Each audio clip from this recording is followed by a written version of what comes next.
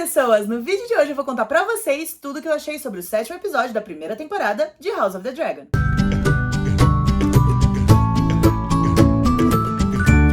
Bom, gente, acho sempre válido avisar que esse vídeo vai ter vários spoilers do 7º episódio da primeira temporada de House of the Dragon, já que ele é um vídeo de análise. Então, se você ainda não viu o episódio, vai lá, assiste e depois você volta aqui. A abertura dessa semana pra semana passada não teve quase diferença nenhuma. A única diferença que eu consegui perceber foi que a engrenagenzinha da Laena, que é aquela que é azul e tem um desenho que parece um nó náutico, alguma coisa assim, ela já tá cheia de sangue, né? Porque como infelizmente a Laena morreu, né, na semana passada, a engrenagenzinha dela já ficou cheia de sangue, assim como a de todo mundo que já morreu antes. A abertura teve uma diferença muito grande do 5º pro 6º episódio, mas isso foi porque a gente teve aquele time jump grande e a Rhaenyra teve, né, os filhos dela com o Laenor, então é por isso que a abertura foi tão diferente. Mas da semana passada pra essa, a única diferença que eu consegui perceber mesmo foi essa da engrenagenzinha da Laena. Uma coisa que eu tenho que dizer é que de vez em quando eu vou olhar pra baixo, e isso é porque o meu computador tá aqui embaixo do celular com o roteiro, então de vez em quando eu tenho que dar uma conferida no roteiro, ok? Bom, a gente começa o episódio com o enterro da Laena, e eu achei o ritual muito bonito, porque faz muito sentido com os Velaryon. Não faria sentido algum os Velaryon queimarem seus mortos, porque eles são pessoas do mar, inclusive o Vaemond fala isso, que eles vieram do mar e pro mar eles vão voltar. Então eu gostei muito dessa cena, achei uma cena muito bonita. E um destaque pro caixão da Laena, que, né, é como se fosse uma escultura dela, assim, né, na tampa, é como se fosse uma escultura dela. E tá muito bonito, tá super parecido, né, com a atriz que fez a Laena, então, assim, eu simplesmente amei essa parte, né, do enterro, do ritual em si. Todo o discurso do velório da Laena é feito em Alto Valyriano pelo Vaemond, que já apareceu lá no 3º episódio, ele é irmão do Corlys, e é muito bonito, porque ele faz esse discurso em Alto Valyriano, e o Alto Valyriano é uma língua praticamente extinta. E em Westeros, pouquíssimas pessoas falam. Só os Targaryen e os Velaryon, e no máximo alguém que veio lá das Cidades Livres, né? Uma pessoa ou outra que veio lá das Cidades Livres pra cá. Mas, de resto, ninguém ali naquele velório tá entendendo o que o Vaemond tá falando.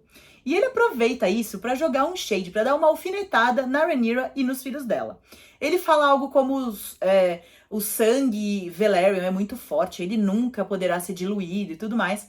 Então isso é ele falando, minha filha, eu já saquei que esses seus filhos de cabelo castanho aí não são meus sobrinhos coisa nenhuma. Então você fica esperta que eu já tô sacando a sua traição.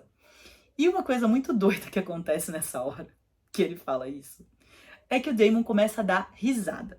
Então, imagina, tá todo mundo lá no meio de um velório, que a maioria não tá entendendo nada do que tá sendo dito, e o Daemon, o marido da morta, começa a dar risada.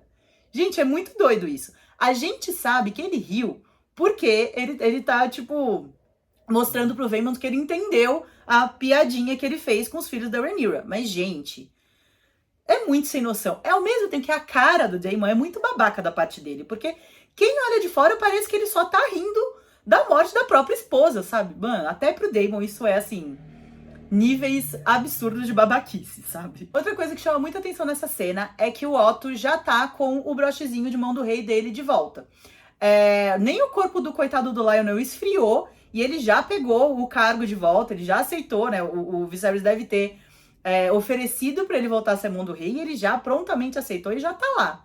Gente, é muito estranho isso, porque não é possível que não tenha mais ninguém que pudesse ser mão do rei. Porque eu não entendo por que o Viserys colocou o Otto como mão do rei de novo. Não mudou, nada mudou. Ele continua sendo o vô do Aegon. Então ele vai continuar sendo biased, né? Ele vai continuar sendo imparcial de qualquer forma. Eu não entendo o que o Viserys estava achando da cabeça dele, que ele chamou o Otto de novo. Ele devia ter chamado outra pessoa, mas é que, né, pra história andar, isso tinha que acontecer. Mas sentido não faz, né, gente? Bom, e logo após o corpo da Laena ser jogado ao mar, a gente tem uma cena com vários dragões sobrevoando Driftmark. E, gente, eu sou muito nerdzinha do dragão. Eu sou muito parecida com o Tyrion nesse aspecto. Quando eu tava lendo Fogo e Sangue, as partes que eu mais gostava do livro eram as partes que eles descreviam os dragões ou que os dragões apareciam de alguma forma, porque eu sou simplesmente alucinada por eles. E nessa cena eu consegui reconhecer, com certeza, a Syrax e o Caraxes. E tem um outro dragão também que tá voando mais pra cima, assim, que creio eu que fosse o Seasmoke, mas eu não tenho certeza, porque ele tava bem longe. E tem 2 dragões nessa cena que eu nunca tinha visto. Um deles ele tá mais pra baixo, assim, e ele é mais puxado pro dourado, que eu acredito que seja o Sunfire, que é o dragão do Aegon. E tem um outro dragão que tá um pouco mais pra cima na encosta, assim. E eu acredito que aquele dragão ali seja uma dragoa, que é a Dreamfire, que é a dragoa montada pela Helaena Targaryen, né? A irmã do Aegon e do Aemond. Então, isso aqui é totalmente especulação, tá, gente? Sobre esses 2 dragões agora, sobre o Sunfire e a Dreamfire. Porque eu não sei se são exatamente eles, porque ninguém falou nada, se eram eles mesmo. Mas eu creio que sim. Tendo em vista quem tava ali e mais ou menos a coloração dos dragões, eu acredito que fossem esses 2 mesmo. E logo depois dessa cena super bonitinha dos dragões, a gente vê a Rhaenyra chegando na festa do enterro, sei lá o que é aquilo. E a primeira pessoa que ela olha, né, o primeiro olhar que ela busca é obviamente o do Daemon. Porque, gente, a gente tem que lembrar que eles estão uns 10 anos sem se ver a essa altura. A última vez que os dois tinham, né, se visto foi no casamento da Rhaenyra, que foi lá no 5º episódio aqui pra gente, mas que que já faz 10 anos. E que foi aquele dia louco, da loucura, que o Criston matou o Joffrey, foi aquele horror. E aí depois disso cada um foi para um lado. A Rhaenyra e o Laenor ficaram casados em King's Landing, e o Daemon e a Laena, eles casaram e foram para Pentos de lua de mel, e de lá eles nunca mais voltaram. Eles ficaram esses 10 anos por lá mesmo. No livro isso é um pouco diferente. A Rhaenyra e o Laenor moram em Dragonstone, e o Daemon e a Laena moram em Driftmark. Então, que são 2 lugares muito perto um do outro, então eles iam sempre, eles eram muito amigos, assim, os 2 casais eram muito amigos, então eles sempre iam de dragão, de uma ilha para outra. Mas na série eu gostei, achei que fez sentido com o que aconteceu na série, né? Então não me incomodou em nada isso, mas a gente tem que lembrar que os 2 já estão há 10 anos sem se ver. Logo depois, né, que os 2 se olham, assim, você vê aqueles olhares meio de saudade um do outro, a cena muda e a gente vê que a Alicent e o Criston continuam absolutamente obcecados por menina Rhaenyra, porque eles estão lá de olho em cada movimento dela, tipo, só esperando pra ver se ela dá uma escorregada, pra ver se ela faz alguma coisa errada, sabe? Nossa, gente, que gente tóxica, credo. Credo. Depois disso, a Rhaenyra vai até o filho mais velho dela, que nessa época deve ter uns 8, 9 anos, e é o Jacaerys. Gente, aqui eu tenho que fazer um adendo, porque eu juro pra vocês que eu não entendi nada dessa pronúncia do nome dele. Porque, pra mim, o nome dele era... a pronúncia do nome dele era Jacaerys. Porque o nome dele escreve Jacaerys. Eu vou deixar escrito aqui pra vocês poderem ver. Não faz sentido nenhum falar Jacaerys. Mas eu vi 2 pessoas diferentes falando o nome dele nesse episódio, né? O nome dele inteiro. E as 2 pessoas falaram Jacaerys, que foram o Viserys e o Criston.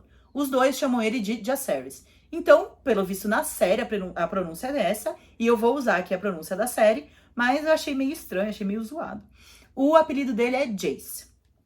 Então a Rhaenyra vai até ele e fala: meu filho, as suas primas acabaram de perder a mãe, por que você não vai lá, né? Não mostra os seus sentimentos, não dá umas palavras de conforto para elas, né? E ele fala: não, mãe, mas isso não é justo, porque eu e meu irmão, a gente acabou de perder 2 pessoas muito importantes pra gente também, e a gente tá aqui enterrando a Laena, enquanto a gente devia estar lá em Harrenhal, enterrando o Harren e o Lionel. E aí a Rhaenyra tem que falar: meu filho, pelo amor de Deus, para de falar isso. Essas pessoas não são nossos parentes, eles não são nada nosso. Por isso que a gente não tá lá em Harrenhal e a gente tá aqui enterrando a Laena, que é nossa parente. Pelo amor de Deus, meu filho, não fica falando essas coisas que isso pode dar problema pra gente.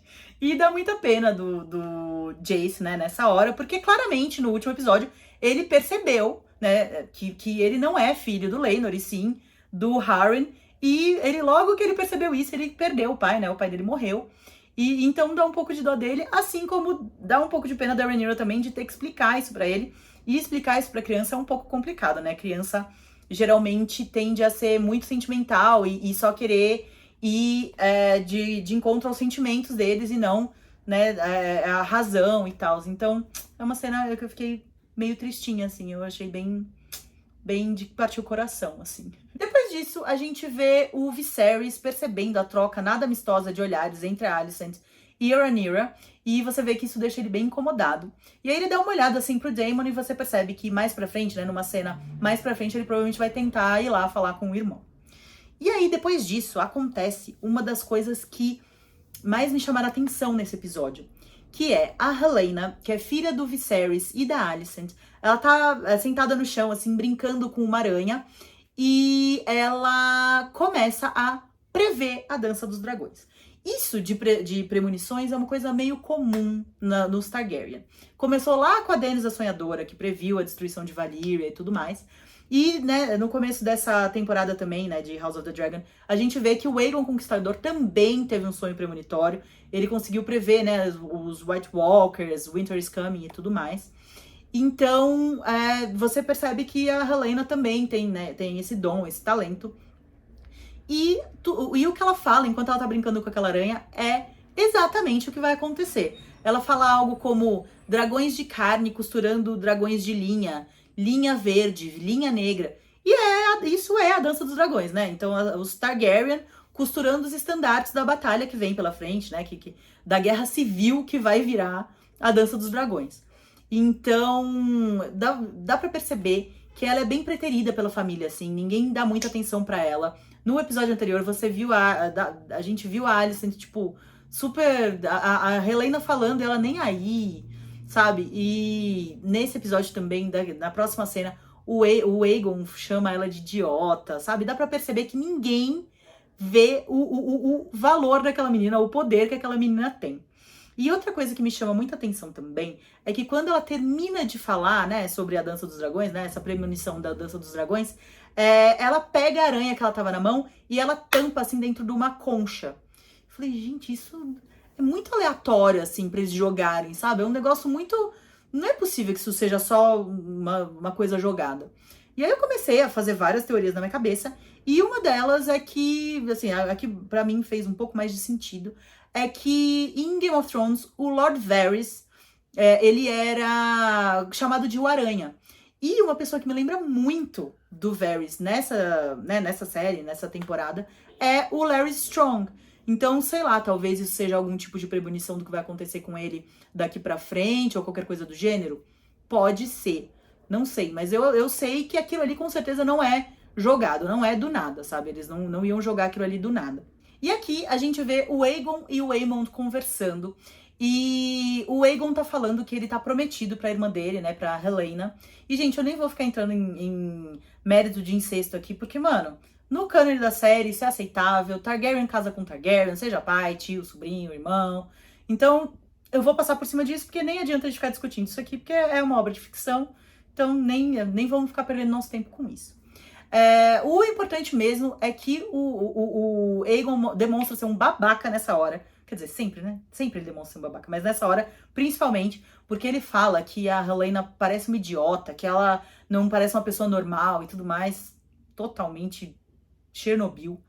E o Aemond já não. Você vê que apesar dele ser mais novo, ele parece muito mais maduro do que o irmão. Aí ele fala, não... Mano, se me casar com a minha irmã, é o que eu preciso fazer pra manter nossa família unida, pra manter a linhagem Targaryen o mais pura possível, pelo maior tempo maior tempo possível, é isso que eu faria, sim. Eu me casaria com ela sem problema nenhum. Então, obviamente que isso abre precedente, né, pra gente achar que talvez não seja só pelo dever, talvez o Aemond nutra algum tipo de sentimento pela Helaena, né, não sei. E se for isso... É engraçado, porque provavelmente é um foreshadowing de uma coisa que vai acontecer mais pra frente na família Targaryen, daqui a muitos anos. Eu não vou entrar em muitos detalhes, porque seria um spoiler, mas mais pra frente também tem um trio de irmãos, onde um é um rei e a irmã é prometida pra ele, só que o irmão é apaixonado por ela e ela é apaixonada pelo outro irmão. Então, se for esse o caso, provavelmente é a série fazendo um foreshadowing aí de uma coisa que vai acontecer vários anos na frente da história Targaryen. Outra coisa que, assim... totalmente desnecessária nessa cena. Desnecessário assim, né? Não que seja desnecessário pra série, mas desnecessário o que o Aegon faz, que é ele ficar assediando as meninas que estão servindo a festa. Sério, nessa cena você já vê que vai ser complicado esse rei, que o Aegon não serve pro negócio, ele é totalmente um babaca, assim. Então... a gente já dá pra ter uma noção do que vem pela frente aí. E agora a gente vê que o Sir Larys Strong, né, tá olhando descaradamente o tempo todo pra Alicent. Sabe quando você tá em algum lugar que você olha pra sua amiga e fala assim, amiga, olha discretamente, e ela olha do jeito mais não discreto possível? Pois é, tá exatamente assim. Ele fica encarando descaradamente a Alicent o tempo todo. Tanto que o Criston chega pra ela e fala, rainha, o Sir Larrys, ele tá olhando meio descaradamente pra você. Aí ela fala, não, Sir Criston, tá tudo bem. Isso é só um olhar de orgulho, porque agora ele é o novo Lorde de Harrenhal. Só que a gente sabe que não é exatamente assim, né, Alicent? A gente sabe que o Larrys tem a Alicent agora na palma da mão dele. Porque por mais que ela não tenha pedido diretamente pra ele fazer aquilo, né? Pra ele matar o pai, o irmão dele, a gente sabe que ela queria que algo acontecesse com o Lionel para que o pai dela voltasse a ser o Mando-Rei. Então, o Larrys foi lá e fez o que ela queria acontecer de uma forma totalmente mórbida e horrorosa, mas ele fez. Então, ele sabe que ele tem ela na palma da mão dele. Então, eu gostei muito que eles colocaram essa cena, porque nos lembra, né, do que aconteceu no episódio passado e fala assim pra gente, ó, isso vai ter consequências. Mais pra frente, alguma coisa vai vir disso daí. Então eu achei muito legal essa cena, eu gostei. A próxima cena é muito fofinha, porque é a cena em que o Jacaerys chega perto da Baela e da Rhaena, né, que são as primas dele, e fica uma torta de climão meio estranha, assim, porque ele chega perto delas, mas ele não sabe exatamente o que dizer, ele fica quieto. Elas também estão meio chorosas, assim, elas também ficam quietas, até que a Baela pega a mão dele e eles ficam de mãozinha dada, assim, eles dão um micro sorrisinho.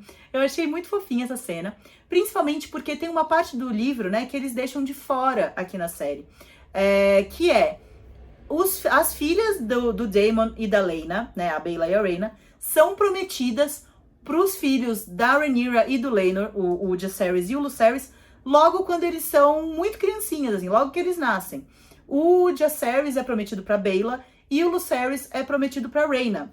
Isso aqui na série não existe, tanto que no episódio 6, inclusive a Rhaenyra, ela propõe que o Jacaerys case com a Helaena, né, que é filha da Alicent e do Viserys.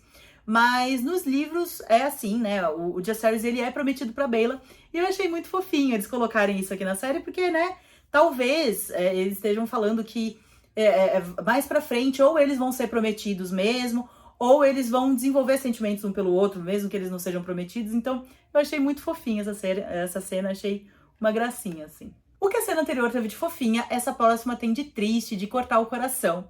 Porque é o Corlys chegando todo orgulhoso, falando pro Lucerys assim, olha esse lugar aqui um dia vai ser seu, isso tudo vai ser seu. E o seu irmão, ele vai ser rei, ele vai sentar no trono de ferro. Mas você vai vir morar aqui, eu tenho certeza que você vai amar e tudo mais. Só que o Lucerys é uma criança e ele tem a visão mais realista e mais crua das coisas possível. Ele fala, não, mas eu não quero esse lugar. Porque se eu chegar a herdar isso daqui um dia, quer dizer que todo mundo morreu. E, mano, ele aluga um triplex dentro da cabeça do Corlys. Dá pra ver que ele quebra o Corlys. Porque é verdade. A partir do momento que você herda uma coisa, é porque todo mundo que você amava, todo mundo que você queria bem, morreu. Então, eu achei essa cena muito triste, assim, sabe? De partir o coração mesmo, porque... Ai, sei lá, o Lucerys lá brincando com o cavalinho dele, assim, e já sendo confrontado com esse tipo de situação, de sucessão, de herança tão cedo, sabe? Ai, eu achei muito triste, muito fofinho ao mesmo tempo. Essa cena do Lucerys me fez pensar muito na diferença absurdamente gritante entre a criação que a Rhaenyra dá pros filhos e a criação que a Alicent dá pros filhos. Enquanto a Rhaenyra claramente tá criando crianças, né? Tá criando filhos. Obviamente que mais pra frente ela vai instruir, né, o Jacaerys pra ser rei, ela vai ensinar pra ele tudo que ele precisa saber, mas por enquanto eles são duas crianças, tanto que você vê o pensamento do Lucerys. Enquanto a Alicent, não. Parece que ela tá criando soldados, assim. E é muito louco o que isso fez com a cabeça dos filhos dela. Enquanto o Aegon é um babaca, desculpa a palavra, gente, mas esse menino é um escroto. O Aemond, ele parece um mini adulto, ele parece um homem velho, um homem feito, que vai fazer qualquer coisa que for pedida dele, qualquer coisa que for necessário para conseguir chegar onde a família dele quer, né? Para conseguir o que eles querem. Então é muito doido isso. Eu fiquei pensando e falei, nossa, é muito doido como a Alicent usa os filhos como soldados mesmo, assim. Achei Muito louca essa diferença. E aí, na próxima cena, a Rhaenys passa pela Rhaenyra e ela parece que nem viu a Rhae, assim. Parece que ela só passa direto e nem percebeu que a Rhaenyra tava ali. Mais pra frente no episódio a gente vai, né, descobrir porque ela, numa conversa que ela tem com o Corlys, a gente vai entender, né, mais ou menos um pouco do motivo disso. E aí ela passa pela Rhaenyra e vai conversar com as netas, né, com a Baela e com a Rhaena. E ela faz exatamente a mesma coisa que ela fez com a Rhaenyra com o Jace. Ela passa por ele como se ela nem estivesse vendo e vai lá, abraça as netas. E ela é muito carinhosa, inclusive, com as netas. Nesse aspecto, nem tenho muito o que reclamar, porque ela é muito carinhosa. Ela abraça as meninas, fica abraçada com elas, confortando, né? E ajudando as meninas a passar por esse momento tão difícil que elas estão passando. Um exemplo muito claro do que eu acabei de falar sobre a criação é essa próxima cena. Porque o Jace, ele tá paradinho perto do fogo, assim, e o Aemond chega perto dele, eles ficam de frente um pro outro, e claramente o Aemond pensa em alguma coisa que ele provavelmente gostaria de falar pro Jacaerys, e ele dá um sorrisinho como se ele fosse falar, mas aí ele para, e aí você vê que ele pensa de novo, e provavelmente ele pensa assim, mano, minha mãe não ia gostar que eu falasse com ele, que eu interagisse com ele. E aí ele pega e vai embora. E é muito triste, porque eles são crianças, eles são primos, eles deviam estar brincando e se divertindo. E não envolvidos no meio dessa picuinha, no meio dessa treta ridícula, sabe? Então, ai, sério, é muito, muito triste o que eles estão fazendo com essas crianças, o rumo que a vida dessas crianças tá tomando, sabe? E aí a gente vê o Laenor bebaço, ele tá completamente wasted, chorando lá no mar, assim, todo fazendo um puta drama. E o que é compreensível, né? Obviamente, a irmã dele acabou de morrer. E aí pula pro Corlys, chegando pro Carl, que é o amante do Laenor, e falando, vai lá buscar o seu patron. Ele usa a palavra patron, que é algo como o cara que te banca, não é patrão, é como se fosse o cara que te banca. E, gente, eu achei essa cena tão desnecessária, sabe? Pra que ele fez isso no meio de todo mundo? Parece que foi só pra criar um climão, assim, pra todo mundo ficar olhando, nossa, que coisa estranha, o que tá acontecendo ali? Por que o Corlys tá falando assim com esse cara, sabe? Ficou meio, eu não sei, eu achei meio zoada essa cena. Tanto que o Vaemond tem que chegar e falar, irmão, você tem certeza que você quer fazer isso aqui no meio de todo mundo, né? Tipo, olha, talvez seja melhor você... Porque, mano, o Corlys só podia ter pego o Carl e levado ele de canto e falado, olha, vai lá buscar o Laenor, sabe? Mas não, ele fez isso no meio de todo mundo. Eu não gostei muito dessa cena, não achei muito legal, mas dá pra entender o porquê essa cena acontece, porque ela termina com o trio Chernobyl, que, gente, quando esses três aparecem, parece que a HBO trocou de série. Parece que eles pararam de passar House of the Dragon e começaram a passar Chernobyl. O trio é, obviamente, Alicent, Kristen e Otto, né? E aí estão os três num canto, assim, prestando atenção em tudo. E aí, obviamente, eles devem estar pensando, lá, ó, o Corlys tá mandando o amante lá buscar o Laenor, sabe? Então, claramente foi pra isso que a cena existiu, mas eu achei completamente desnecessária e meio zoada, assim. Dessa cena eu realmente não gostei. E aí, finalmente, a gente vê o Viserys indo falar com o Daemon. E eu achei essa cena muito engraçada, assim, porque o Viserys, ele chega todo fofinho, todo, né, querendo prestar os respeitos, né, prestar os pêsames pro irmão. Então ele fala que os deuses são muito cruéis, porque eles fazem as filhas muito parecidas com as mães. E as filhas ficam aí, né, o pai tem que ficar olhando pra elas e lembrando da mãe e tudo mais. E também é super bonitinho, porque ele chama o Daemon de volta pra King's Landing, né, ele fala, poxa, você não precisa ficar mais lá em Pentos. Vem morar aqui com a gente, nós somos a única família que te restou e tudo mais. E dá pra ver que o Viserys, ele chega sem nenhuma segunda intenção, ele só chega mesmo pra prestar os pêsames e pra chamar o Daemon de volta. Só que o Daemon é tipo, babaca fora do normal com ele, assim, tipo, descabidamente. O Daemon fala, tipo, os deuses foram especialmente cruéis com você. Obviamente se referindo ao estado que o Viserys tá, né, que é um estado tadinho, é deplorável, né, ele tá totalmente capenga, coitado. Só que não tinha necessidade, sabe? Ele foi lá ser fofinho com o irmão e o Daemon, tipo, 2 pés no peito, sabe? Eu achei meio desnecessária essa resposta do Daemon. Que eu geralmente gosto. Eu gosto dessas tiradas sarcásticas e meio grossas que o Daemon dá para as pessoas, geralmente. Mas essa eu achei um pouco desnecessário, meio descabido, assim.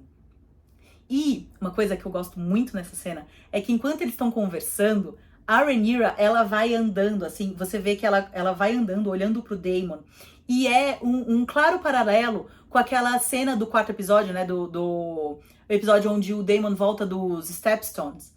E ela vai, é a mesma coisa, é ele parado e ela olhando pra ele e andando, cercando ele, assim, sabe? Eu achei essa cena muito legal, porque é um paralelo, eu lembrei muito da cena anterior, então eu amei essa parte da cena. Já nessa próxima cena, eu gosto da resposta que o Daemon dá. Assim que ele termina, né, de falar com o Viserys e sai, o Otto para ele, né, o Daemon. E o Otto fala, meu príncipe, meus pêsames, que não sei o que não sei o que. Só que, gente, a gente sabe que enquanto os pêsames do Viserys eram verdadeiros, né, eram reais, os do Otto com certeza não são, né? Com certeza eles são cheios de segundas intenções por trás, porque a gente sabe que o Otto odeia o Daemon e vice-versa. O Daemon também odeia o Otto. E aí o Daemon chega bem perto do ouvido do Otto e ele fala alguma coisa... Aqui, ó. Por mais que as sanguessugas fiquem gordas chupando o seu sangue, elas sempre vão querer mais. Nunca vai ser o suficiente. E é óbvio que ele tá se referindo ao fato do Otto ter voltado a ser mão do rei do Viserys e sobre como isso provavelmente não vai ser o suficiente daqui a pouco. O Otto vai sempre querer mais e mais do Viserys, né? Ele sempre vai querer tirar tudo o que ele puder, tudo o que tiver ao alcance dele do Viserys. Então, dessa hora, eu gostei da resposta do Daemon. Eu achei que foi super, assim, sagaz da parte dele falar isso, porque realmente, com certeza, o Otto merecia ouvir essa resposta. Bom, e aí, pra acabar com a festa, a Rhaenyra chega pro Jace e pro Luke, né, pros filhos dela, e falam, ó, vão deitar, a festa acabou, vocês vão pra cama, vão dormir. E logo depois o Viserys também vai, né, você vê que ele tá indo recolher. E aí ele chega perto da Alicent e fala... eu estou indo pra cama, Aemma. E se você não se lembra, Aemma é a ex-esposa dele, né? A mãe da Rhaenyra. E assim, obviamente que a Alicent fica bem pistola nessa hora, porque, né, poxa, ele acabou de confundir meu nome na frente de todas essas pessoas aqui. E aí o Sir Harold Westerling, que é o chefe da Guarda Real, ele ainda tenta dar uma consertada na situação, ele fala... meu rei, o senhor quer que eu cuide da rainha Alicent, né, no turno da noite? E aí, obviamente, o Viserys, ele percebe o erro dele, né, ele percebe que ele chamou a Alicent de Aemma, mas mesmo assim ele fala, não precisa, você, tipo assim, você vai cuidar de mim no turno da noite e tal. E aí, quando o Sir Harold passa, né, pela Alicent, pelo Criston, assim, ele fala, então, Sir Criston, você fica com o turno da noite pra cuidar da rainha Alicent, né? E aí, claramente, gente, a Alicent fica puta da cara, porque, mano, é bem humilhante o seu marido errar o seu nome na frente daquele monte de gente, né? Por mais que a gente saiba que essa cena ela foi feita pra mostrar que o Viserys, ele já não tá mais fraco só do corpo, né? Não é só fisicamente que ele tá fraco da cabeça também. Claramente ele tá ficando confuso, ele tá confundindo as pessoas e tudo mais. Mas, obviamente, que pra ela deve ser bem humilhante na frente daquele monte de gente ali, o Viserys errar o nome dela, né? E aí ela vai embora, assim, meio puta da cara. E o Criston vai atrás dela. E é aí que eu te pergunto, meu jovem padawan, Criston Cole. Lá no episódio 4, lá no episódio 5, você falou que não queria ser a whore da Rhaenyra, né? Mas agora você tá andando atrás da Alicent igual um cachorrinho adestrado. Então, assim, decide, amigo. Decide. Você não queria ser a whore da Rhaenyra, mas cachorrinho adestrado da Alicent pode, meu anjo? Então, parece, tá estranho isso aí, né? Muito estranho. E agora a gente vê claramente que o Aegon tá caído, assim, na sarjeta, praticamente. Ele tá caído no meio de uma escada, assim, todo jogado lá. E o Otto chega perto dele, cata ele, manda ele pra cama, fala, meu filho, você vá pra cama, para de fazer a gente passar vergonha. Porque, pô, o próximo, o cara que o menino que eles querem que seja o próximo rei caído, assim, no meio de uma escada bêbado pra caramba, obviamente é meio vexatório mesmo, né? E aí, enquanto isso acontece, o Carl também traz o Laenor de volta, né? O Carl vai fazer o que o Corlys mandou ele fazer há um tempinho atrás e traz o Laenor de volta pro castelo. E o Laenor volta todo bêbado também e vai, né, pro quarto dele, provavelmente, e tudo mais. E todo mundo que tá presente fica, tipo, passado assistindo essa cena, tipo, meu Deus, que horror, né? Todo mundo vendo os dois bebaços voltando pra casa. Então, é isso. E nessa mesma hora, o Aemond ouve um choro de dragão. E assim, não dá pra saber exatamente onde é, né? Dá pra ver que é de algum lugar da ilha, mas não dá pra saber exatamente onde é. E aí ele pega e vai começando a descer a escada que o Aegon tava caído. Ele vai começando a descer pra ver, provavelmente, se ele encontra a origem desse choro. E, bom, daqui a pouco eu falo da onde estava vindo esse choro, porque uma das melhores cenas da série, com certeza. E aí a gente vê uma conversa entre o melhor casal dessa série, disparado, que é a Rhaenys. Ela tá bem chateada ainda pela morte da Laena. E ela fala que se a Laena tivesse em Driftmark, provavelmente ela não teria morrido. Que os Maesters, né, que são tipo os médicos de lá, conseguiriam fazer um bom parto, né, e ela teria sobrevivido. Mas o Corlys fala pra ela que não, que lá em Pentos os Maesters são tão bons quanto os que eles têm, né, lá em Driftmark, e que provavelmente não teria diferença nenhuma, mas dá pra entender um pouco o lado da Rhaenys, porque tem gente que na hora do luto precisa arranjar, né, um culpado, alguma coisa assim. Ela tá querendo meio que colocar a culpa no Daemon pra poder se sentir um pouco melhor.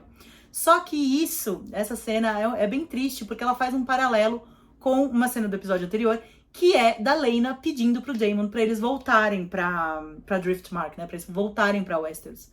E assim, provavelmente, obviamente que não teria, né, o resultado seria o mesmo, a Laena provavelmente teria morrido no parto também, só que pelo menos ela teria visto a família, né, eles teriam se encontrado pelo menos uma última vez antes dela morrer. Então eu achei essa cena bem triste, assim, pelas duas, sabe, tanto pela Rhaenys quanto pela Laena, né, que não viu a família mais uma vez antes de morrer, né.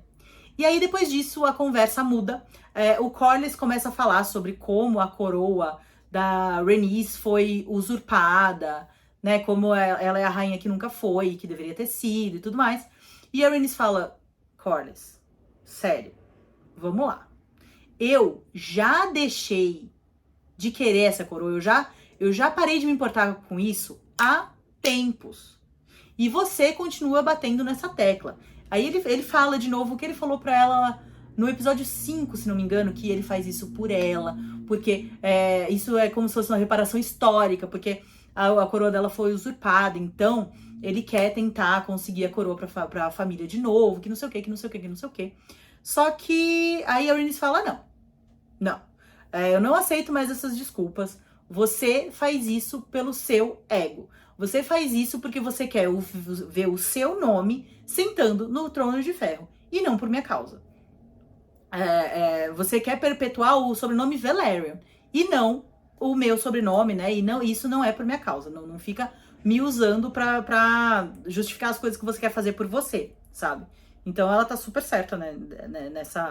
Nessa parte da conversa, porque realmente ele não tá fazendo isso por ela coisíssima nenhuma, ele só quer perpetuar o sobrenome Velaryon. Mas aí, se até então a Rhaenys estava certa, agora é o Corlys que tá certo. Porque logo depois ela sugere que Driftmark, né, que é lá o castelo onde eles estão, passe pra Baela e não pro Lucerys. A Baela é filha do Daemon com a Laena e o Lucerys é filho da Rhaenyra com o Laenor. Só que obviamente que todo mundo sabe que, né, não precisa nem, é só olhar para os meninos, que todo mundo sabe que eles não são filhos realmente do Laenor. Então a Rhaenys acha que um bastardo não pode ter o trono de madeira, né? Não pode sentar no trono de madeira. Só que o Corlys, ele fala, não, gente, peraí, Rhaenys, não tá certo isso. Porque se eu fizer isso, só vai aumentar a carga que esses meninos já carregam. Porque, gente, tadinhos desses meninos. Todo mundo, quando passa perto deles, todo mundo fala, olha lá, vão os bastardos da Rhaenyra. Esses meninos, eles não são filhos legítimos, eles são os bastardos. E aí, se o Corlys pega e passa o trono pra Baela, ao invés de ir pro Lucerys, olha a mensagem que isso ia passar, sabe? Então, assim, realmente, eu tenho que concordar com o Corlys dessa vez, que não faz o menor sentido isso. os meninos, principalmente o Lucerys, não merecem isso, sabe? Eles são super vítimas nessa história toda, né? Eles são coitados. É bem nada a ver, assim, esse pedido que a Rhaenys fez pra ele. Mas, assim, fato é que os dois são o melhor casal dessa série, e até brigando, eles são perfeitos. Com certeza. Bom, e aí a gente tem a cena, finalmente, do reencontro de Rhaenyra, né? Do Daemon e da Rhaenyra. E aí eles começam a conversar sobre a vida deles nos últimos 10 anos. Ela fala que tentou ter filhos com Laenor, então eles transaram algumas vezes, só que não tinha prazer naquilo, né? Eles não conseguiam fazer aquilo só por obrigação. E aí, por isso que, né, que todos os filhos dela são com outro cara e não com ele. E aí ela foi buscar prazer em outro lugar, né? E que foi muito bom ser desejada, saber que ela era desejada. E aí o Daemon fala que ele com certeza imagina que o Harren fosse muito devotado a ela, né, e tudo mais. O Daemon saber disso só prova como o povo de Westeros é fofoqueiro, né? Porque, gente, vamos lembrar que o Daemon e a Laena, eles moravam lá em Essos, do outro lado do Mar Estreito. E essa fofoca chegou lá, entendeu? Então, assim, eita povo fofoqueiro esse de Westeros. Tanto que no episódio anterior, a Laena brinca, né? O Daemon brinca quando a Laena conta que o filho novo da Rhaenyra nasceu, o Daemon fala, será que esse também parece muito com o chefe da guarda da cidade, não sei o quê. Então, você vê como é que esse povo de Westeros é fofoqueiro. Aí a Rhaenyra continua dizendo que ela não devia ter permitido que o Harren fosse pra Harrenhal, porque Harrenhal é amaldiçoada e ela não devia ter deixado ele pra lá. Só que o Daemon fala, Rhaenyra, pelo amor de Deus, né? Isso é só uma lenda. Lenda essa que pessoas como o Otto adoram se aproveitar pra conseguir, né, fazer as coisas escusas deles, né? Pra falar, olha, ele morreu porque Harrenhal é assombrado e não porque eu matei ele, entendeu? Só que, assim, o Daemon tá errado, né? Não foi o Otto exatamente que fez, mas ele tá certo quando ele diz que foi alguém usando a lenda de que Harrenhal é amaldiçoada pra cometer um crime, né? Pra cometer um assassinato. E aí a Rhaenyra mostra a boa vontade que ela sempre teve com a Alicent quando ela fala, não, eu não acredito que a Alicent fosse capaz de fazer alguma coisa assim. Eu não acredito que ela fosse fazer uma coisa tão horrível, sabe? Ela demonstra que ela ainda acredita muito na Alicent. Pois é, né? Então, menina amiga, abre o olho aí, porque... Então, ela fala pro Daemon que ele a abandonou, que ele largou ela e foi embora pro outro lado do mundo. E, tipo, ele não devia ter feito isso porque tá errado, né? Ele só foi embora e largou ela lá sozinha. E ele fala que ele fez a coisa certa, porque ela era só uma criança, que não sei o quê, mas o Daemon, você devia ter pensado isso antes de levá-la pro bordel lá, né? Você não pensou nisso antes de levá-la pro bordel, né? Então agora não vem usar isso como desculpa pra ter abandonado ela, né? Tipo, você só abandonou ela porque você quis mesmo, não porque a consciência bateu, sabe? Porque não faz sentido. E ela concorda que ela realmente era só uma criança, mas ela fala que a vida dela sem ele virou uma tragédia. Que, né, que ela nunca mais foi feliz desde que ele foi embora e tudo mais. E aí ele pega ela pelo braço e fala que ela acha que a vida dele virou, que não sei o quê. Mas aí no fim ele acaba admitindo que pelo menos ele foi feliz com a Laena, que, assim, ele não fala exatamente, mas talvez ele não a amasse exatamente, mas que eles foram felizes juntos, que eles tiveram um casamento muito feliz. E que ele também fala que pelo menos ele pode viver o luto pela Laena, coisa que a Rhaenyra não pode, né? Ela não tem o direito de viver o luto dela pelo Harren. Então, eles se beijam e vão fazer jus ao nome daquele drink lá, Sex on the Beach. E, gente, eu tenho que dizer que eu não gostei muito dessa cena, não. Primeiro, porque escuríssimo. Que cena escura, esquisita. Eles usaram um recurso de filmagem, né, nessa cena, que chama, se não me engano, Noite Americana, eu acho. Que é quando eles gravam uma coisa de dia e eles põem um filtro pra parecer que é de noite. E, mano, eu não gostei, eu achei que ficou muito escuro. Eu coloquei eu vi muita gente reclamando disso depois no Twitter e em outros lugares. Eu mexi nas configurações da minha TV pra aumentar o brilho, pra tentar deixar o brilho o mais alto possível. E ainda assim, não dava pra ver muita coisa. Mas a real é que, assim, mesmo que desse pra ver tudo muito bem, ainda ia ser uma cena bem xoxa, bem... Eu achei bem sem sal, assim, sabe? Bem... Poxa, gente, a gente tem que lembrar que esses dois, eles se amam enlouquecidamente há uns 12 anos e eles estão há 10 anos sem se ver, sabe? Então, a série devia ser aquela cena que que sai até faísca, sabe? E não, é uma cena xoxa, meio morna, assim, meio parada, sabe? E instantaneamente eu lembrei, é claro que a gente não tem que ficar fazendo comparações com as coisas e tudo mais, mas eu lembrei da cena entre a Rhaenyra e o Criston lá no 4º episódio, que foi milhões de vezes melhor do que essa. E olha que nem rolava tanto sentimento entre os dois, assim, pelo menos da parte dela, mas nem rolava tanto sentimento entre os dois, assim, e a cena foi muito mais bonita, foi muito mais legal de ver e tudo mais. E, assim, eu vi muita gente falando que é porque os atores não tinham química e tudo mais, mas, gente, eles são atores. É o trabalho deles fingir esse tipo de coisa, né? Fingir que eles têm uma química absurda, que eles se amam enlouquecidamente. E são dois atores muito bons. Então, eu acho que tem muito... É muito um problema de direção também, sabe?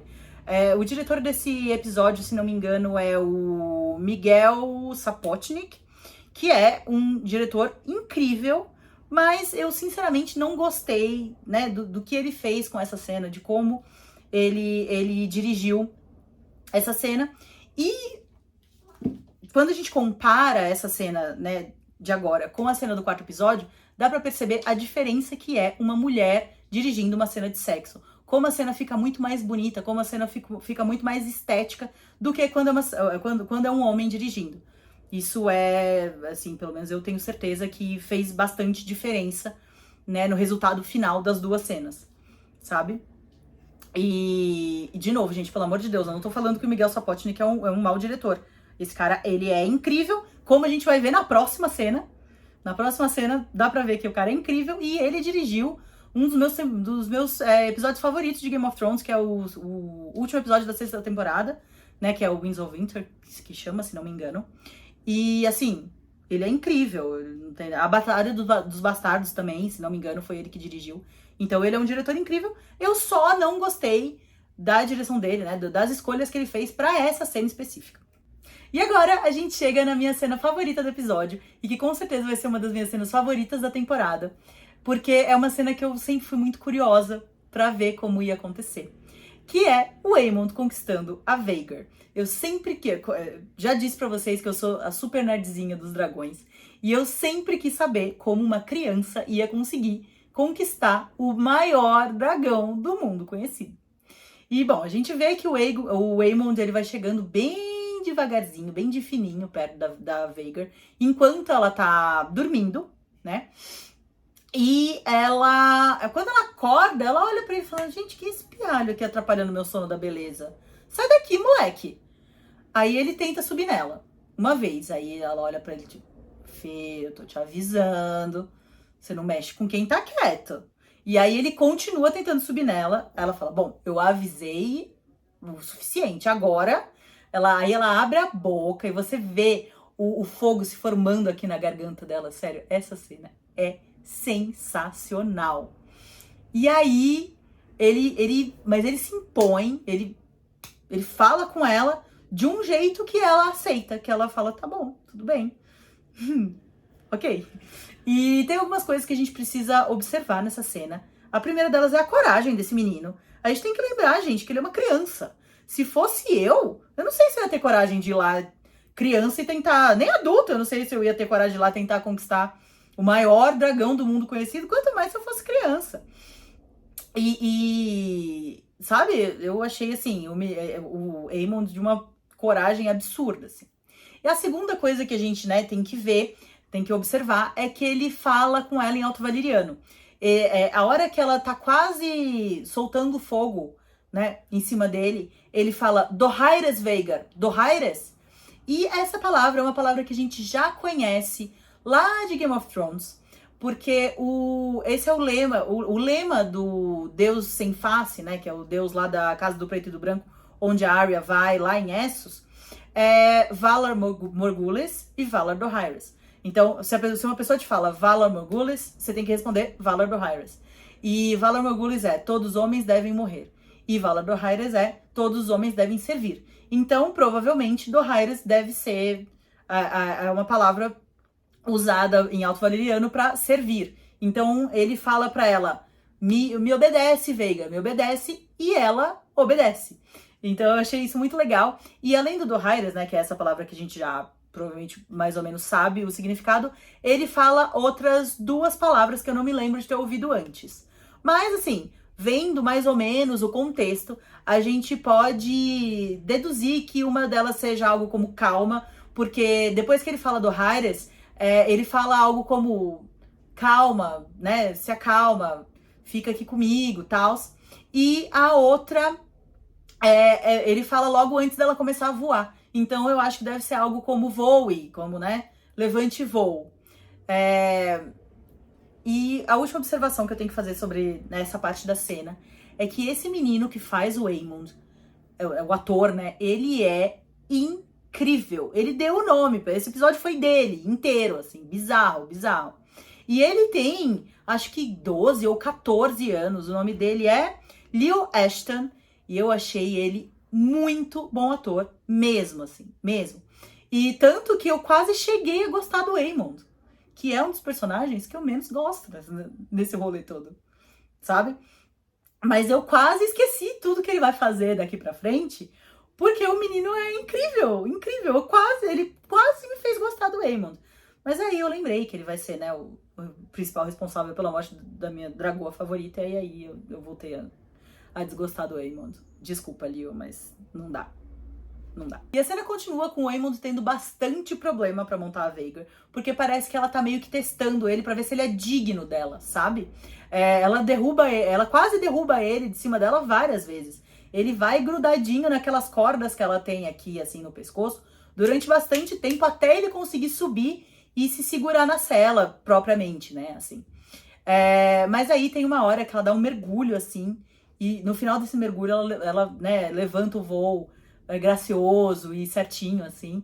E ali naquela hora dá pra ver que ela decidiu que sim, que ele é digno dela, né, que ele é digno de ser o montador dela. Sério, eu achei essa cena simplesmente maravilhosa, assim. E aí, esse voo deles é incrível. A asa dela e a cauda dela vão encostando, eles estão voando por cima do mar, assim, e aí a asa e a cauda dela vão encostando na água. E eu não posso deixar de lembrar, como uma boa Potterhead que sou, que essa cena parece bastante com o voo do Harry no Bicuço, né, que o Bicuço também, ele vai encostando os pezinhos assim na água, e é bem parecido. E também tem uma parte muito engraçada, que eles passam no meio de uma revoada de pássaros, assim, e os pássaros vão batendo no Aemond e tal. Eu achei muito legal eles colocarem isso, porque provavelmente um voo de dragão não são só tudo flores, né? Deve acontecer dessas, assim, de você, assim, ainda mais quando você não é muito experiente, né? Deve acontecer essas coisas de você entrar no meio de um monte de pássaro e tudo mais. E depois tem uma outra que eu acho que talvez eles tenham feito uma referência também, que é a hora que mostra assim de baixo a Veiga passando em cima, na frente da lua, assim. Eu acho que talvez eles tenham feito uma referência ao filme E.T., né, que o Elliot e o E.T. passam na frente da lua, assim, de bicicleta.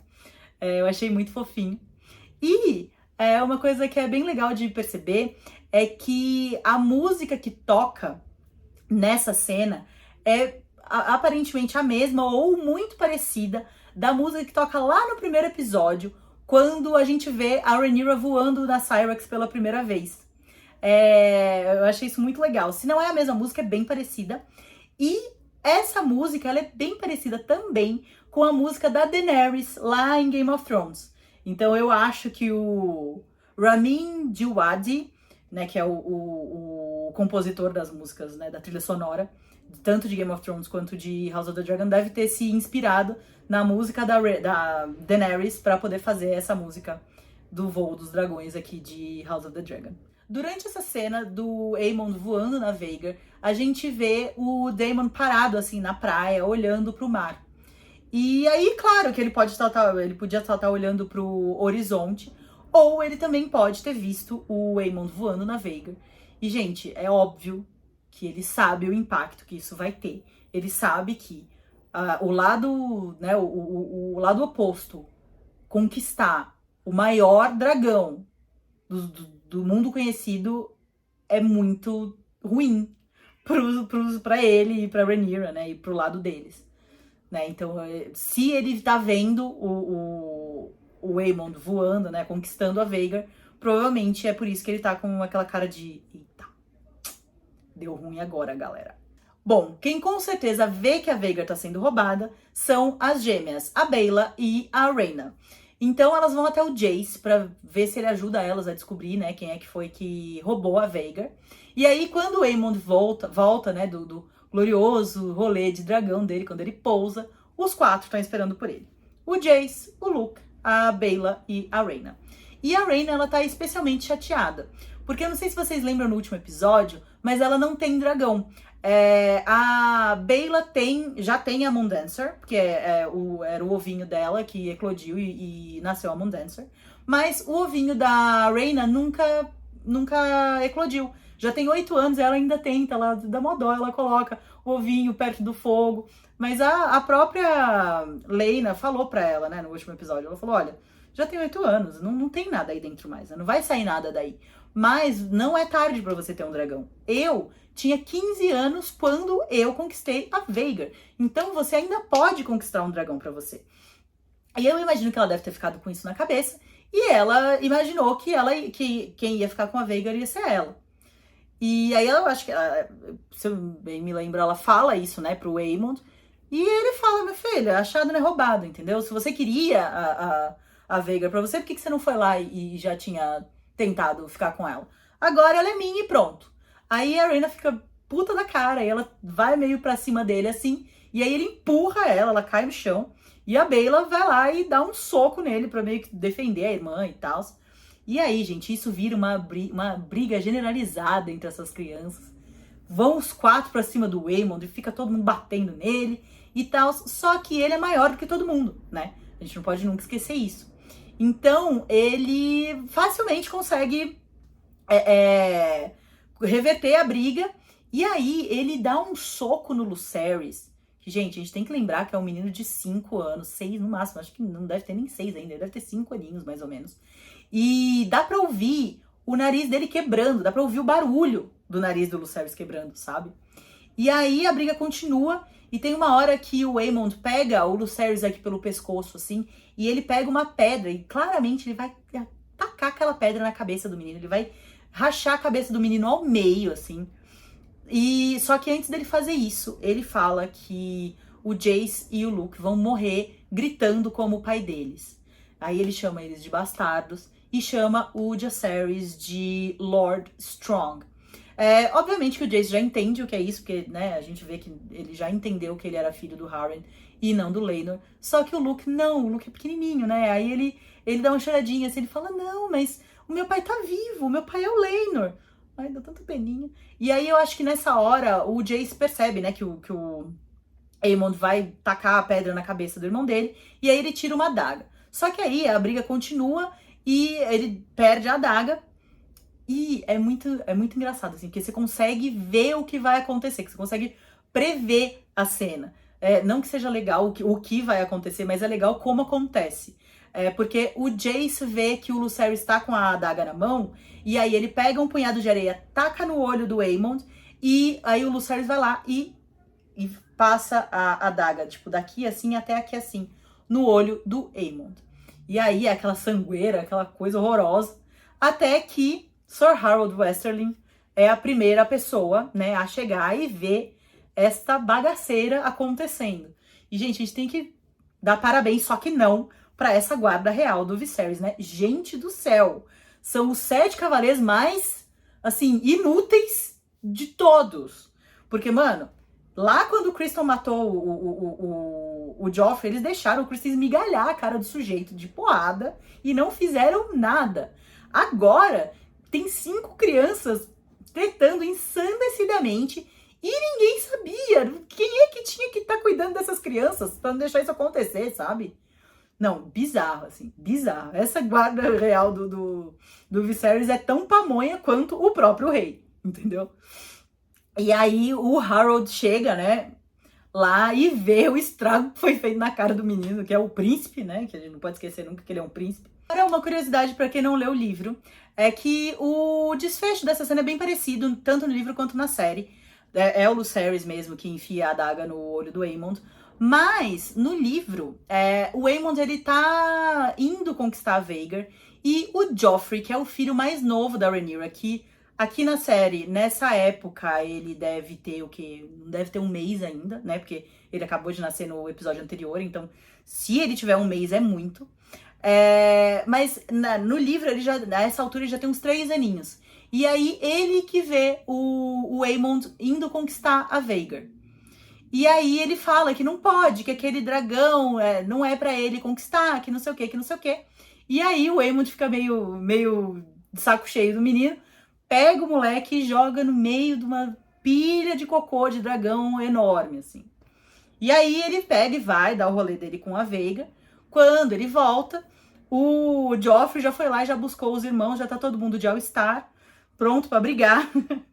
E aí a cena acontece mais ou menos do mesmo jeito. Mas essa curiosidade aqui é só pra dizer que no livro não são as gêmeas, né? Não são a Baeley e a Rhaena, e sim o Joffrey, que aqui na série é um bebê, mas no livro ele já tem uns 3 aninhos, mais ou menos. Antes de falar da próxima sequência, eu tenho que fazer uma pausa pra elogiar o casting dessa série. Assim como em Game of Thrones, aqui em House of the Dragon não tem ator ruim. É bizarro isso. Todos os atores são simplesmente incríveis. Porque nessa cena, né, que vai vir agora, você fica tenso o tempo todo, assim, você fica na pontinha do sofá, assim, sabe, assistindo. E muito disso é por causa dos atores. Você compra tanto, os atores são tão bons que você compra muito a história, né? Você acha que aquilo realmente tá acontecendo, sabe? É muito bom o casting, tanto de Game of Thrones era, quanto de House of the Dragon agora. Bom, e aí na próxima cena a gente tem o furdúncio formado, né, gente? Porque, mano, o Viserys tá puto da cara dele, porque ele fala, gente, eu tenho 7 guardas pra proteger a minha família. Não é possível que não tivesse um vendo o que essas crianças estavam fazendo, gente, pelo amor de Deus, sabe? Ah, não é possível. Aí o Sir Harold, tadinho, ele fica todo sem gracinha, ele fala, mas é que os príncipes já deviam estar na cama, né? Não era pra estar todo mundo brigando essa hora da noite, sabe? E aí o Criston, que como diria meu pai, é boca dura que só, chega e fala que, mas também, né, a gente nunca teve que proteger príncipe de príncipe, né? Nunca teve essas treta entre príncipe antes, pra gente ter que imaginar que as crianças iam se bater desse jeito e perder um olho, tá ligado? E aí você olha e fala, pois é, né, Criston, onde é que você tá? O que você tava fazendo da sua vida, né? Tava onde, anjo? Mas aí eu lembrei lá da cena que o Sir Harold mandou ele ficar no turno da noite com pra proteger a rainha, aí eu desisti de arranjar a resposta pra essa pergunta, porque, sinceramente, não preciso ter essa cena na minha cabeça, né? Obrigada, tô de boa. E aí, nessa hora, o Maester, ele termina de costurar, né, o olho esse olho aqui, do Aemond, e ele fala que aquele olho ali tá arruinado pra sempre, não tem o que fazer. Que ele vai ficar com uma cicatriz, né, que a cicatriz vai fechar, mas que o olho não tem mais como recuperar a visão, né, daquele olho ali. E aí a Alicent, ela fica possessa da vida, e ela vai pra cima do Aegon, e, nossa, ela fica muito puta com ele, ela fala, mano, você não devia estar bêbado, você devia estar cuidando do seu irmão, entendeu? Se você estivesse cuidando do seu irmão, isso não tava acontecendo. Só que, gente, mano, é óbvio que ele não devia estar bêbado, mas ele tava dando conta nem de cuidar dele, quanto mais dos outros, sabe? E aí, né, depois o Corlys e a Rhaenys chegam, né, sem saber o que tá acontecendo, eles olham o hall do trono do castelo deles tá todo cheio de gente, um vucu-vucu, eles não estão entendendo nada. E aí eles vão até as gêmeas, né, tipo, prestar apoio a elas, eles abraçam elas perguntam o que tá acontecendo. E aí logo depois chegam, né, Rhaenyra e Daemon, com a roupa toda suja de areia, descabelado, não consegue nem disfarçar, né? Pois é, mas disfarça pelo menos, né? E aí a Rhaenyra vai direto pro Lucerys, que tadinho, tá com a cara desse tamanho, o olho dele, o nariz dele tá horroroso, todo cheio de sangue. E aí a Rhaenyra, né, vai ver o que tá acontecendo com ele. E aí as crianças todas começam a falar ao mesmo tempo, todo mundo começa a acusar um ao outro. Ah, porque o Aemond não sei o quê, porque eles não sei o quê, não sei o quê, não sei o quê, não sei o quê. E aí o Viserys pega, dá com a bengalinha dele no chão e fala, chega! Acabou essa palhaçada, peraí que eu vou descobrir o que tá acontecendo aqui. Aí ele vai perguntar pro Aemond o que aconteceu. Só que a Alicent não deixa nem o Aemond falar, assim, sabe? Ela não deixa nem ele começar a falar. E aí, os meninos, né, o Luke e o Jace, falam pra Rhaenyra do que o Aemond chamou eles, né? Eles falam que ele chamou eles de bastardos e de Lord Strong. E aí a Rhaenyra fica muito, muito brava e ela fala que o Aemond ele tem que ser questionado, assim, com energia, pra saber de onde foi que ele tirou que os filhos dela são bastardos, sabe? Ela quer saber quem foi que falou pra ele, porque, gente, criança nunca fala um negócio da cabeça. Criança sempre é meio papagaio, assim, eles só falam o que eles já ouviram em algum lugar. Então a Rhaenyra sabe que alguém ali tá falando que os filhos dela são bastardos, e ela quer saber quem é. E o Viserys também. Ele fica muito bravo, e ele vai pro Aemond e pergunta pra ele muito energicamente onde foi que ele ouviu aquilo. Mas aí a Alicent, que tá com o si na mão, com certeza, né? Porque todo mundo sabe quem é que tava falando que os filhos da Rhaenyra são bastardos, né? Aí ela tenta mudar o caminho da conversa e pergunta, mas onde é que tá o pai desses meninos? Cadê o Laenor, que devia estar aqui? Né? Cadê? E aí ela faz uma piada homofóbica, ridícula, fala que provavelmente o Laenor tá entretendo algum escudeiro, piada dessa da qual ninguém ri, a única pessoa que ri é o outro Chernobyl igual ela, do Criston. E aí essa distração não dá certo, o Viserys volta a questionar o Aemond, fala, mano, onde é que foi que você ouviu isso? Porque você ouviu isso em algum lugar, quem é que foi que te falou?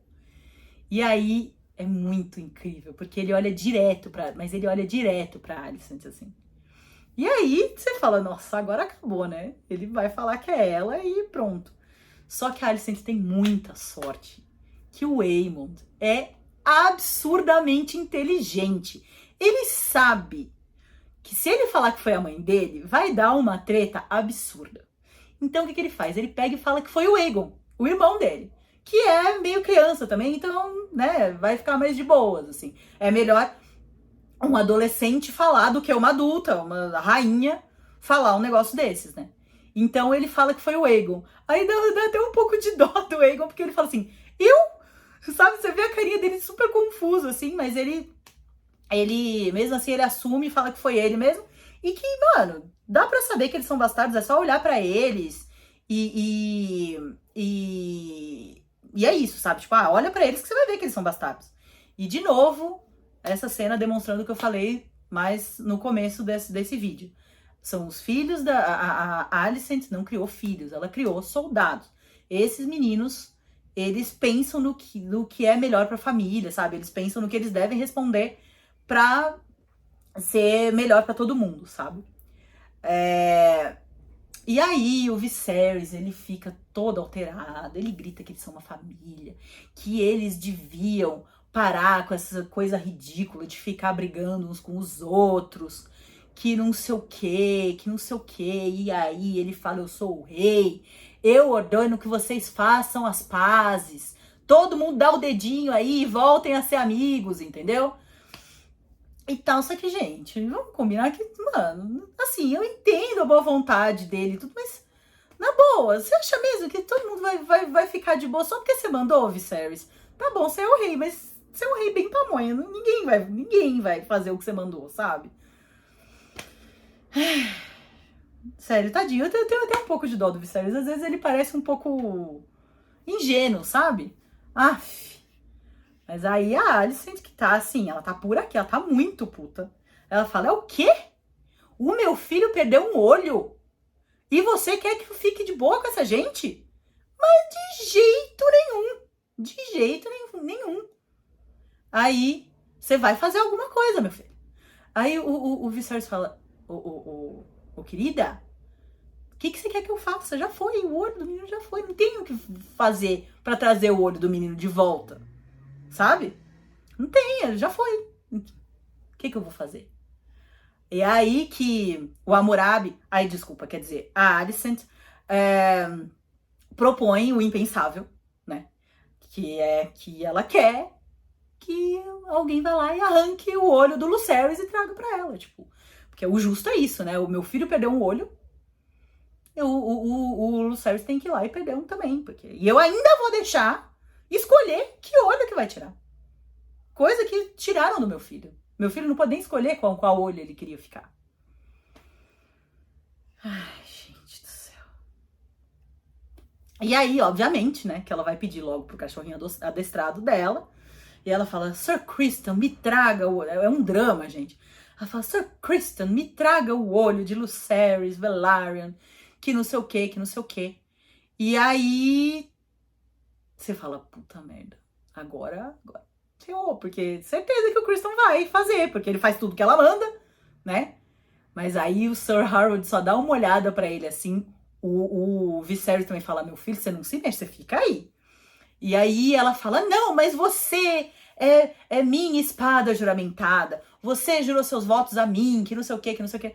Ele fala, então, rainha, tudo bem, realmente, eu jurei meus votos a você, mas só como seu protetor, né? Eu não sou seu faz tudo, sabe? Eu tô aqui só pra te proteger, e é isso.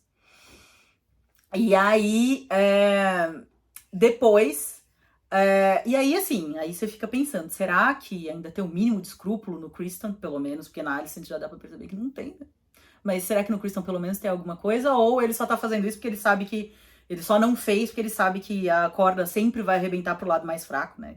Então, se alguém fosse ser punido por isso, não seria a Alicent, que é a rainha, seria ele. Então, aí fica, né, essa dúvida aí. E aí, o Viserys, ele se impõe e ele fala que esse assunto tá encerrado e que qualquer pessoa que ousar questionar a paternidade dos filhos da Rhaenyra vai ter a língua arrancada e acabou, assim, não tem qualquer um que seja, ele deixa bem claro.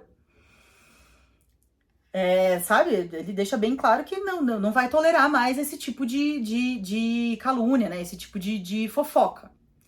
E aí, é muito engraçado, porque você consegue ver a ideia se formando na cabeça da Alicent.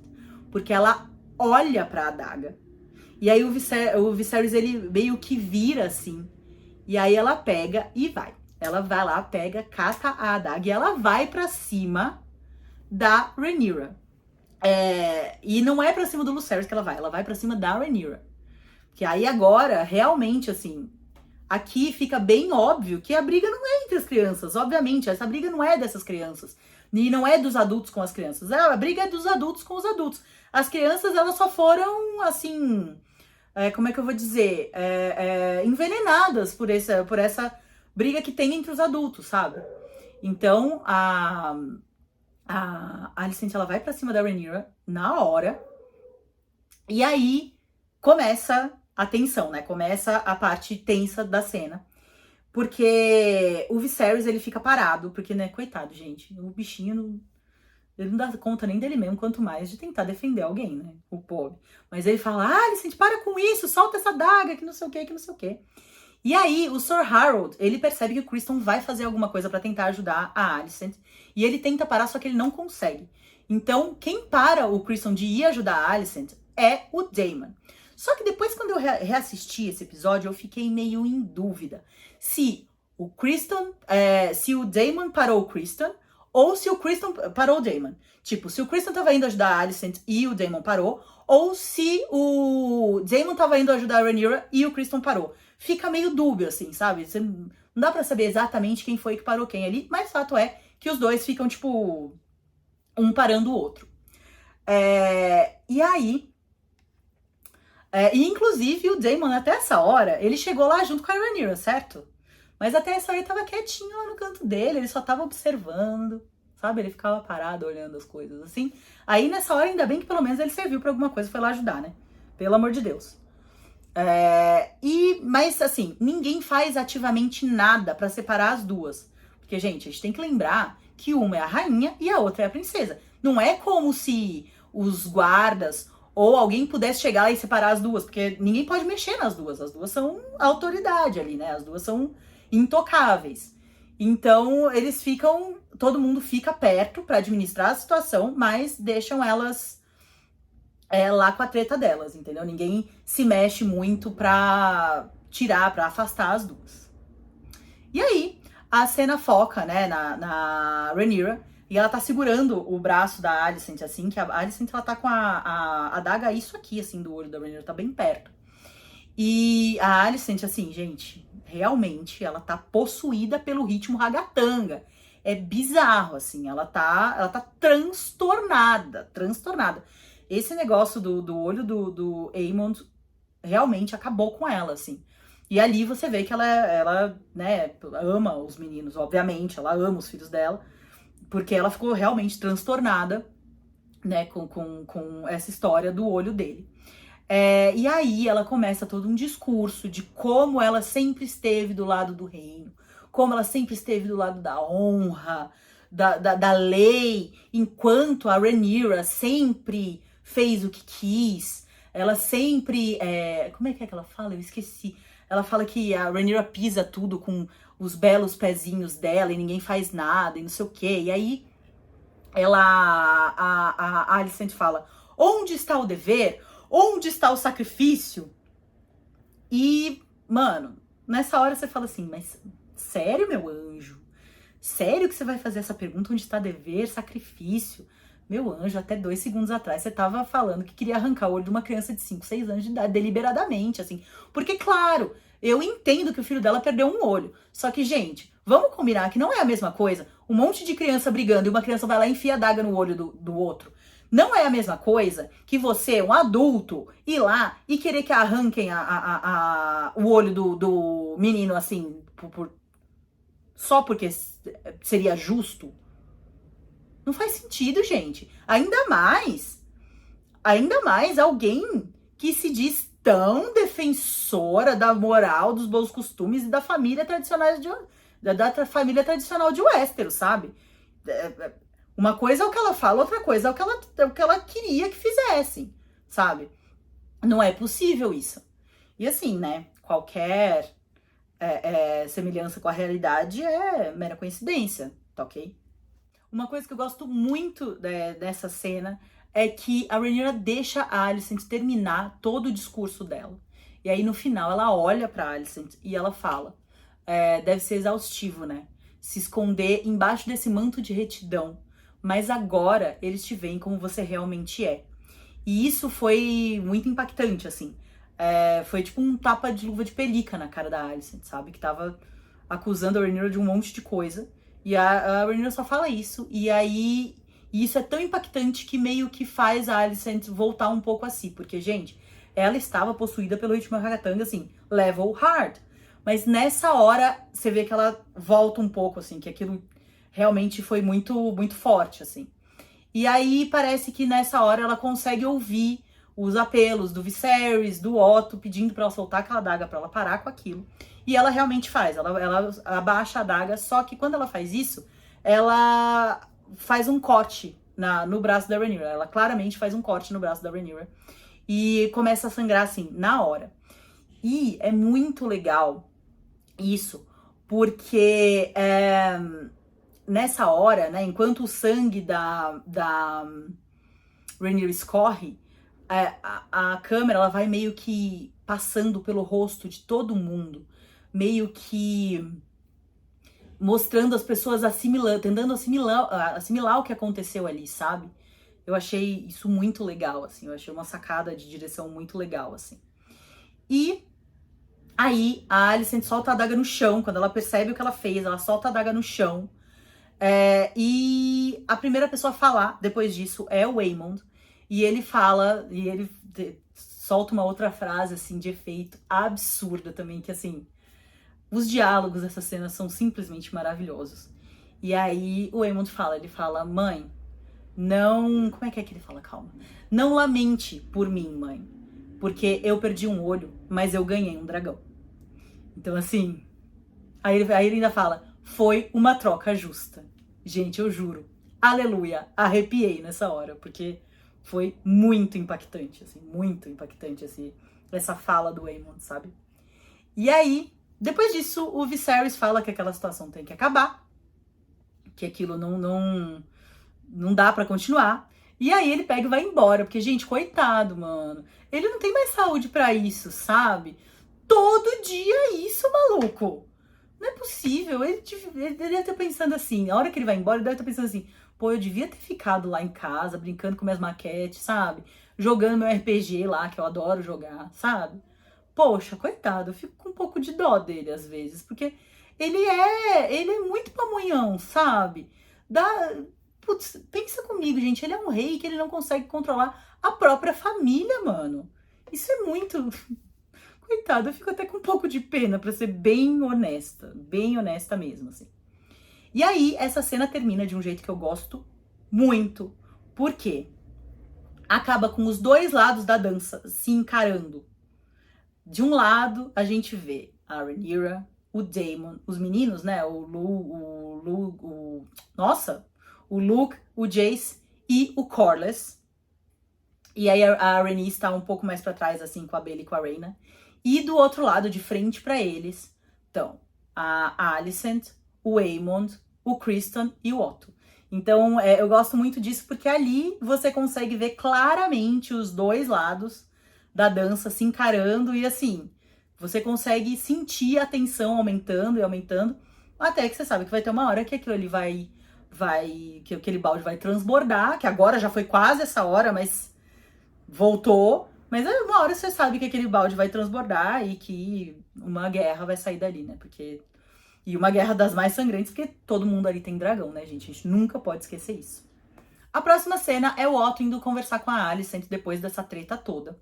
E assim que ele chega, ela já percebe que ela tá em maus lençóis, que ela vai tomar um esporro. E, né, pelo semblante dele, pela expressão facial dele. Tanto que ela nem deixa ele começar a falar. Ela já fala que ela desonrou a si mesma, que ela perdeu a razão ali, que ela não devia ter feito aquilo. Porque além de se desonrar, ela conseguiu que agora o Viserys fique do lado da Rhaenyra pra tudo. Porque ela perdeu a razão completamente, sabe? E além disso também, ela fala que já tem boatos por aí de que ela ficou louca. E não dá pra culpar as pessoas, porque realmente ela surtou bizarramente ali, né, gente? E a hora que o Otto fala, ele surpreende não só a Alicent, mas a gente também. Porque ele fala que ele nunca tinha visto aquele lado da filha dele, que ele nem achava que existia aquele lado na filha dele, e que ele tá muito orgulhoso dela. Porque o jogo que eles jogam é um jogo feio, é um jogo sujo. E que agora ele percebe que ela tem força de vontade, né? Ela tem a determinação pra vencê-lo. E aí ela fica tipo, oi? Eu achei que você ia me xingar.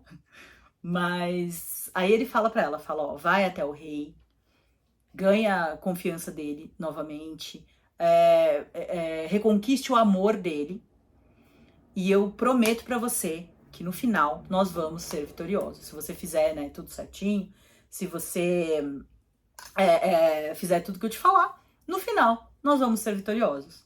E aí ele termina falando que o Waymond tinha razão. Que o fato dele ter conquistado a Veiga pro lado deles valeu 1000 vezes o preço que ele pagou. Ele pagou um preço 1000 vezes mais baixo do que a recompensa que ele teve. E, gente, nessa hora eu tenho que enaltecer a atuação de Rhys Ifans aqui. Porque o modo como ele chega, ele tá parecendo super bravo. Parece que ele vai acabar com a Alicent. Mas conforme ele vai falando, né, que ele não achava que ela tinha aquele lado e tal, você percebe que a expressão dele de bravo vai mudando para uma expressão realmente de orgulho, assim. Ele parece um pai orgulhoso da sua filha, sabe? É muito doido isso, assim.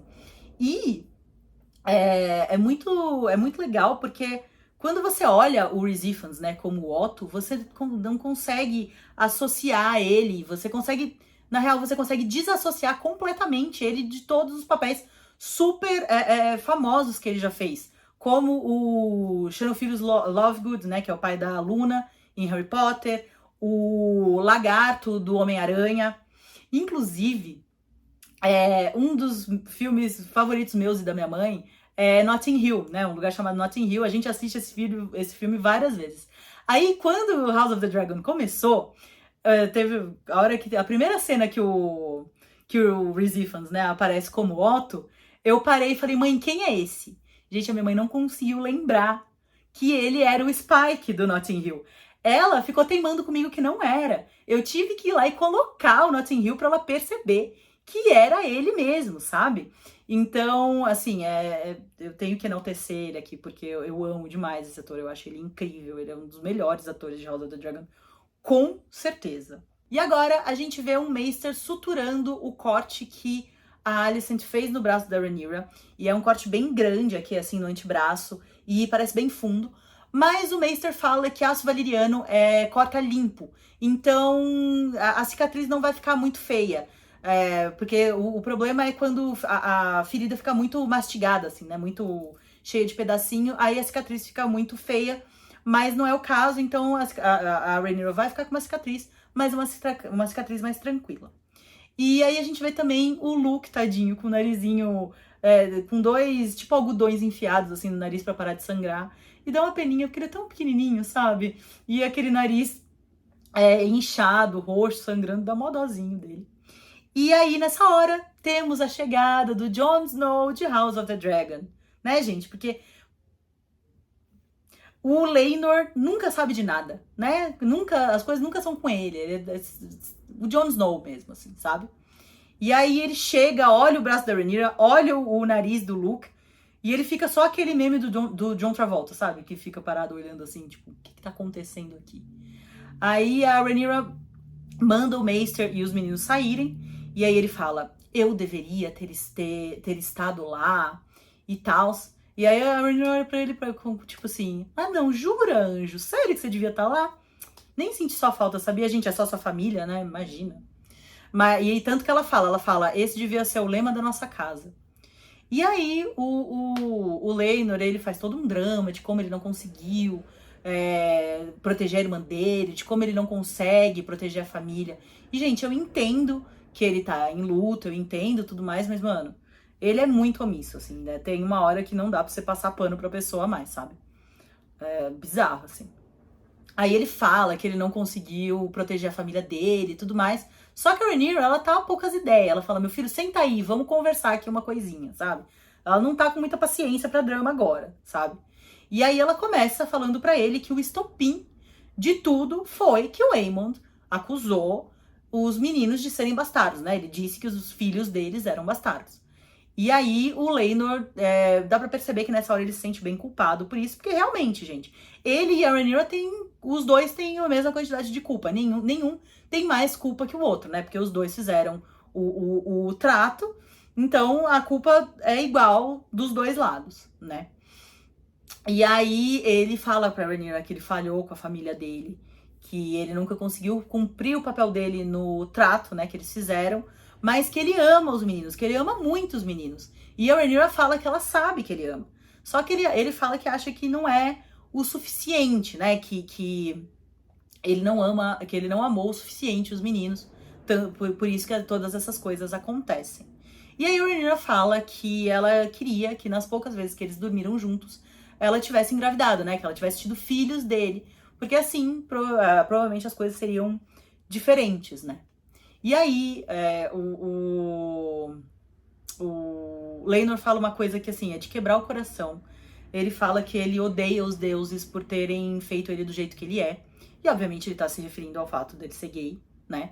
o que na época é uma das piores coisas que que podem acontecer com alguém. E nessa hora, realmente, assim, você sente o peso, né, do que deve ser pra ele, de quão difícil deve ser pra ele, né, ser assim. E aí, a Rhaenyra, eu gosto muito nessa hora porque ela é super fofa, super empática com ele. Ela fala que ela não odeia os deuses por terem feito ele assim, que ele é um homem honrado e que isso é muito raro, sabe?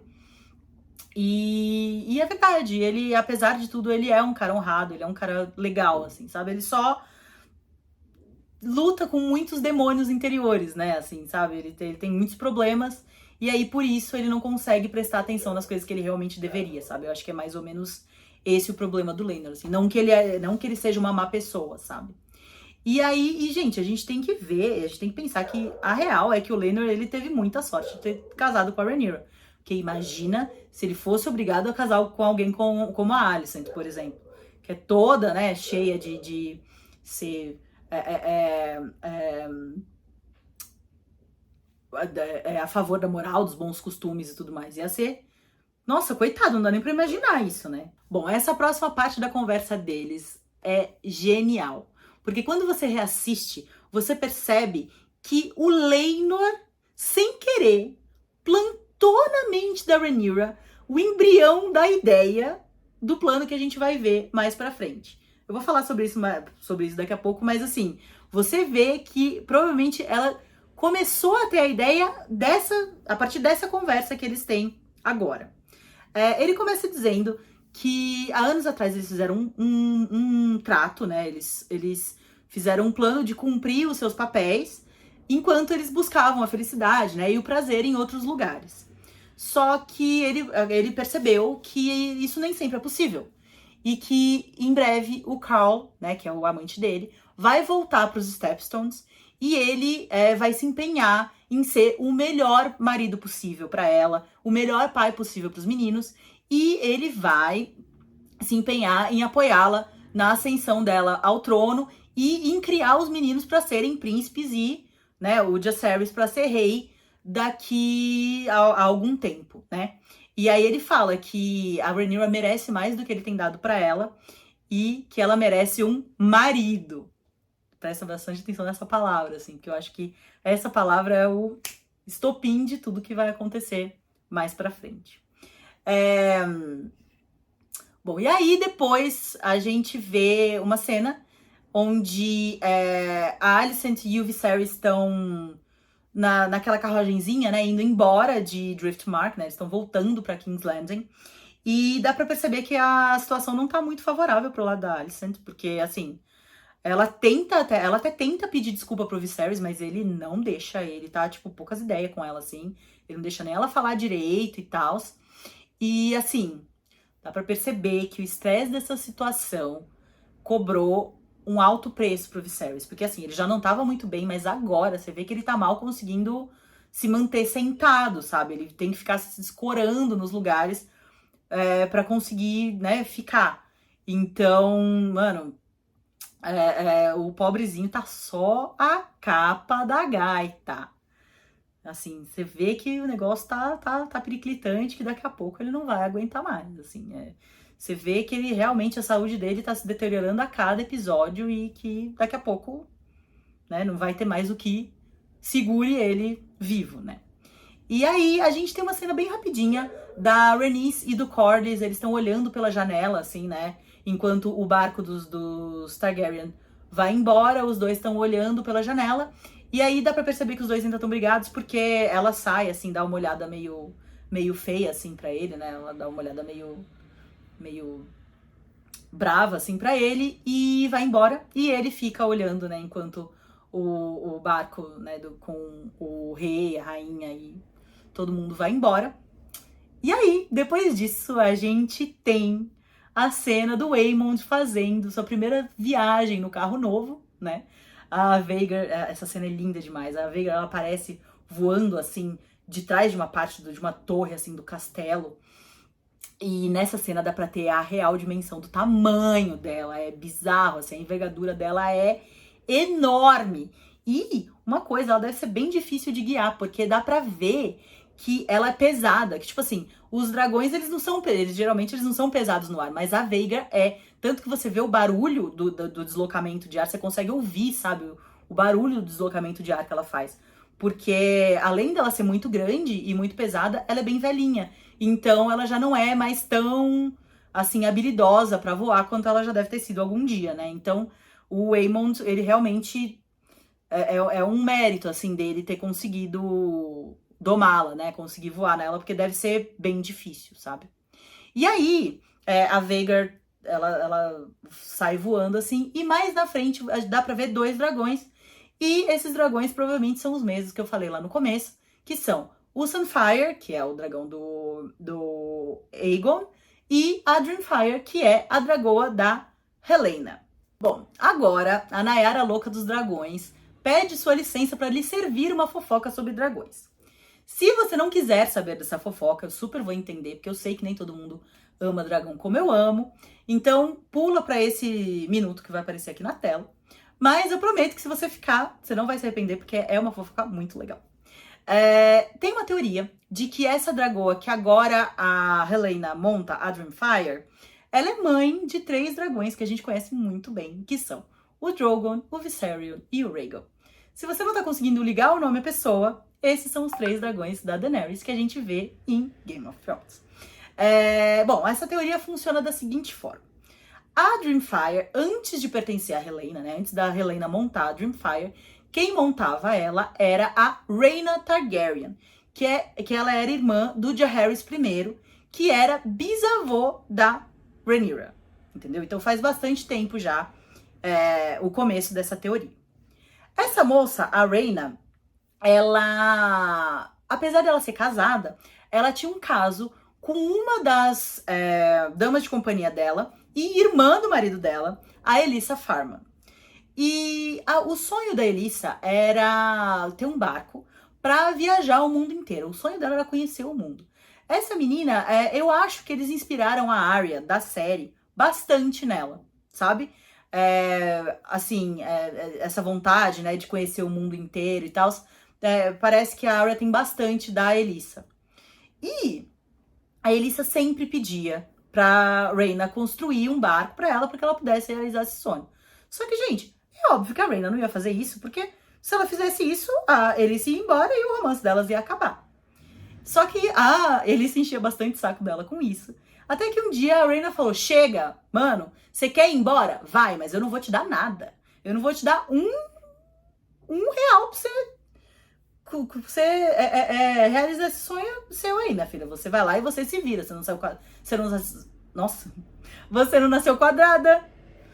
Aí, o problema é que o que a Rhaena provavelmente não esperava é que a Elissa, ela não só ia embora, como ela ia roubar 3 ovos da Dreamfire. Pois é, ela foi embora e levou 3 ovos com ela. E aí, ela foi primeiro pra Pentos e depois ela foi pra Bravos, onde ela vendeu esses ovos pro Senhor do Mar de Bravos. E assim ela conseguiu o dinheiro para fazer o tal do navio dela, e ela pegou esse navio e sumiu no mundo. Assim, sumiu no mundo mesmo. Os Targaryen, eles foram atrás dela e dos ovos, mas nunca encontraram nenhum dos dois. Algumas pessoas dizem que viram a Elissa e o barco e a tripulação dela em vários lugares diferentes, inclusive o Corlys foi uma das últimas pessoas a vê-la, mas ninguém sabe onde ela tá agora, assim, ninguém sabe do real paradeiro dela. E os ovos também foram com Deus, ninguém sabe mais para onde, né, ninguém sabe onde eles estão e nem o que aconteceu com eles. Então, a teoria diz que esses ovos, eles ficaram perdidos lá em Essos, né? E, de alguma forma, eles foram parar na mão do Illyrio Mopatis, que é aquele cara que dá os ovos de presente pra Daenerys, de presente de casamento pra Daenerys, e o resto é história, né? Aí a Daenerys consegue pegar os ovos petrificados que ela ganha de presente de casamento e chocá-los, porque ela é a mãe dos dragões e tudo mais. Então, é isso, a fofoca é essa. Eu gosto muito dessa teoria. E eu sinceramente espero que ela seja confirmada algum dia, porque pra mim ela faz todo sentido. Bom, agora nós temos duas cenas que acontecem em paralelo. Mas eu vou falar primeiro da cena da Alicent e depois da cena da Rhaenyra e do Daemon. Porque a cena da Alicent e do Larys, ela é menor. A da Rhaenyra e do Daemon, ela vai até praticamente o final, assim. Então, vou falar primeiro da Alicent, depois eu falo da Rhae e do Daemon. Bom, a Alicent está lá no barquinho, olhando para o horizonte, enquanto eles voltam, né, pra King's Landing. E aí a gente vê o Larys aparecendo lá no fundo, assim, e vindo, né, ele se aproximando dela. E a hora que ele chega, ele fala pra ela que o que aconteceu com o Aemond é um ultraje, que ele não devia ter perdido o olho daquela forma e tal. E aí ele prontamente se oferece pra pegar o olho do Lucerys, se ela quiser, né, pra balancear as coisas, porque, né, tem que ser olho por olho mesmo, e que ele tá ali pra servi-la e tudo mais. E aí a Alicent fala que isso não vai ser necessário, mas ela fala pra ele que apesar dela não precisar agora, ela sabe que algum dia ela vai precisar e que quando esse dia chegar, a lealdade dele será muito bem recompensada. E assim, é muito doido, porque aqui a gente consegue perceber o quanto a conversa dela com o Otto mudou a Alicent. Porque ela realmente entendeu que o lema lá do começo da primeira temporada lá de Game of Thrones é muito real. Que no Jogo dos Tronos ou você ganha ou você morre. E é isso mesmo. E ela conseguiu entender isso agora, né, com a conversa que ela teve com o pai dela. E ela tacou o foda-se e vai só fazer as coisas pra conseguir o que ela quer, sabe? É basicamente isso, assim. Dá pra perceber por essa cena, porque, gente, ela, quando ele fala, né, que ele pode pegar o olho do Lucerys sem problema nenhum, ela parece muito menos horrorizada do que ela deveria parecer. E ela parece muito menos horrorizada do que no final do sexto episódio, quando ele matou o Larys e o Harry. Então, dá pra perceber que a conversa com o Otto mudou a Alicent, sim. Bom, e aqui a gente começa a ver a conversa entre a Rhaenyra e o Daemon.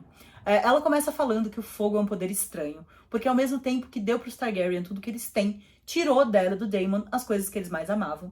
Que, obviamente, ela tá se referindo ao Harren e a Laena, né, que os dois morreram por fogo. O Daemon fala que os Velaryon que estão certos por terem escolhido o mar, e a Rhaenyra completa falando que o fogo é uma prisão, enquanto o mar oferece uma escapatória. Vamos prestar atenção nessas palavras-chave aí. A conversa continua, né? Eles estão falando em Alto Valyriano. E a Rhaenyra fala que eles deveriam fazer como o Aegon Conquistador e unir o sangue do dragão, né? Eles deveriam se casar para que o direito ao trono dela e dos filhos dela nunca mais fosse questionado. E aí ela fala que os Velaryon são do mar, mas que ela e o Daemon são do fogo. Eles são feitos de fogo e eles foram feitos para queimarem juntos. Eu acho esse diálogo a coisa mais linda, assim. Eu achei muito, muito bonito. E aí o Daemon, ele parece um pouco abalado com o rumo dessa conversa, porque ele fala, tipo assim... Tá bom, meu anjo, mas você tá lembrada que você já é casada, né? E assim, o único jeito da gente fazer isso aí que você tá querendo é se o seu marido meio que assim, sei lá, morrer, né? E aí, pra surpresa dele, pra mim e provavelmente pra sua também, a Rhaenyra fala, eu sei. E aí eu falei, putz, agora eles vão balancear os dois lados desse rolê, porque até então... a Rhaenyra principalmente, ela não é a pessoa mais correta do mundo, mas ela nunca fez nada muito moralmente questionável, assim, sabe? Nada como matar alguém ou qualquer coisa do gênero. O Daemon já fez, mas a Rhaenyra não, né? Enquanto o lado da Alicent, indiretamente, ela foi causadora, né, da morte de pelo menos 2 pessoas. Então, eu falei, mano, agora eles vão tentar balancear um pouco as coisas, né, os dois lados, fazendo a Rhaenyra matar o Laenor pra mostrar que todo mundo ali faria qualquer coisa por esse trono, entendeu? Faria qualquer coisa pelo poder e que não tem ninguém bonzinho ali. E a partir de agora, a gente vê o plano pra matar o Laenor entrando em ação. O Daemon, ele vai até o porto, até o Sir Carl Corey, gente, que nome difícil de falar, Sir Carl Corey, que é o boy do Laenor, né, o amante do Laenor, pra tentar convencer ele a matar o Laenor. E pra fazer isso, né, pra tentar convencê-lo, ele fala que ele oferece dinheiro, obviamente, e ele fala que do outro lado, pra lá do Mar Estreito, existem lugares onde o nome de uma pessoa, né, o nome de um homem, não quer dizer nada, só quantidade de dinheiro que ele tem.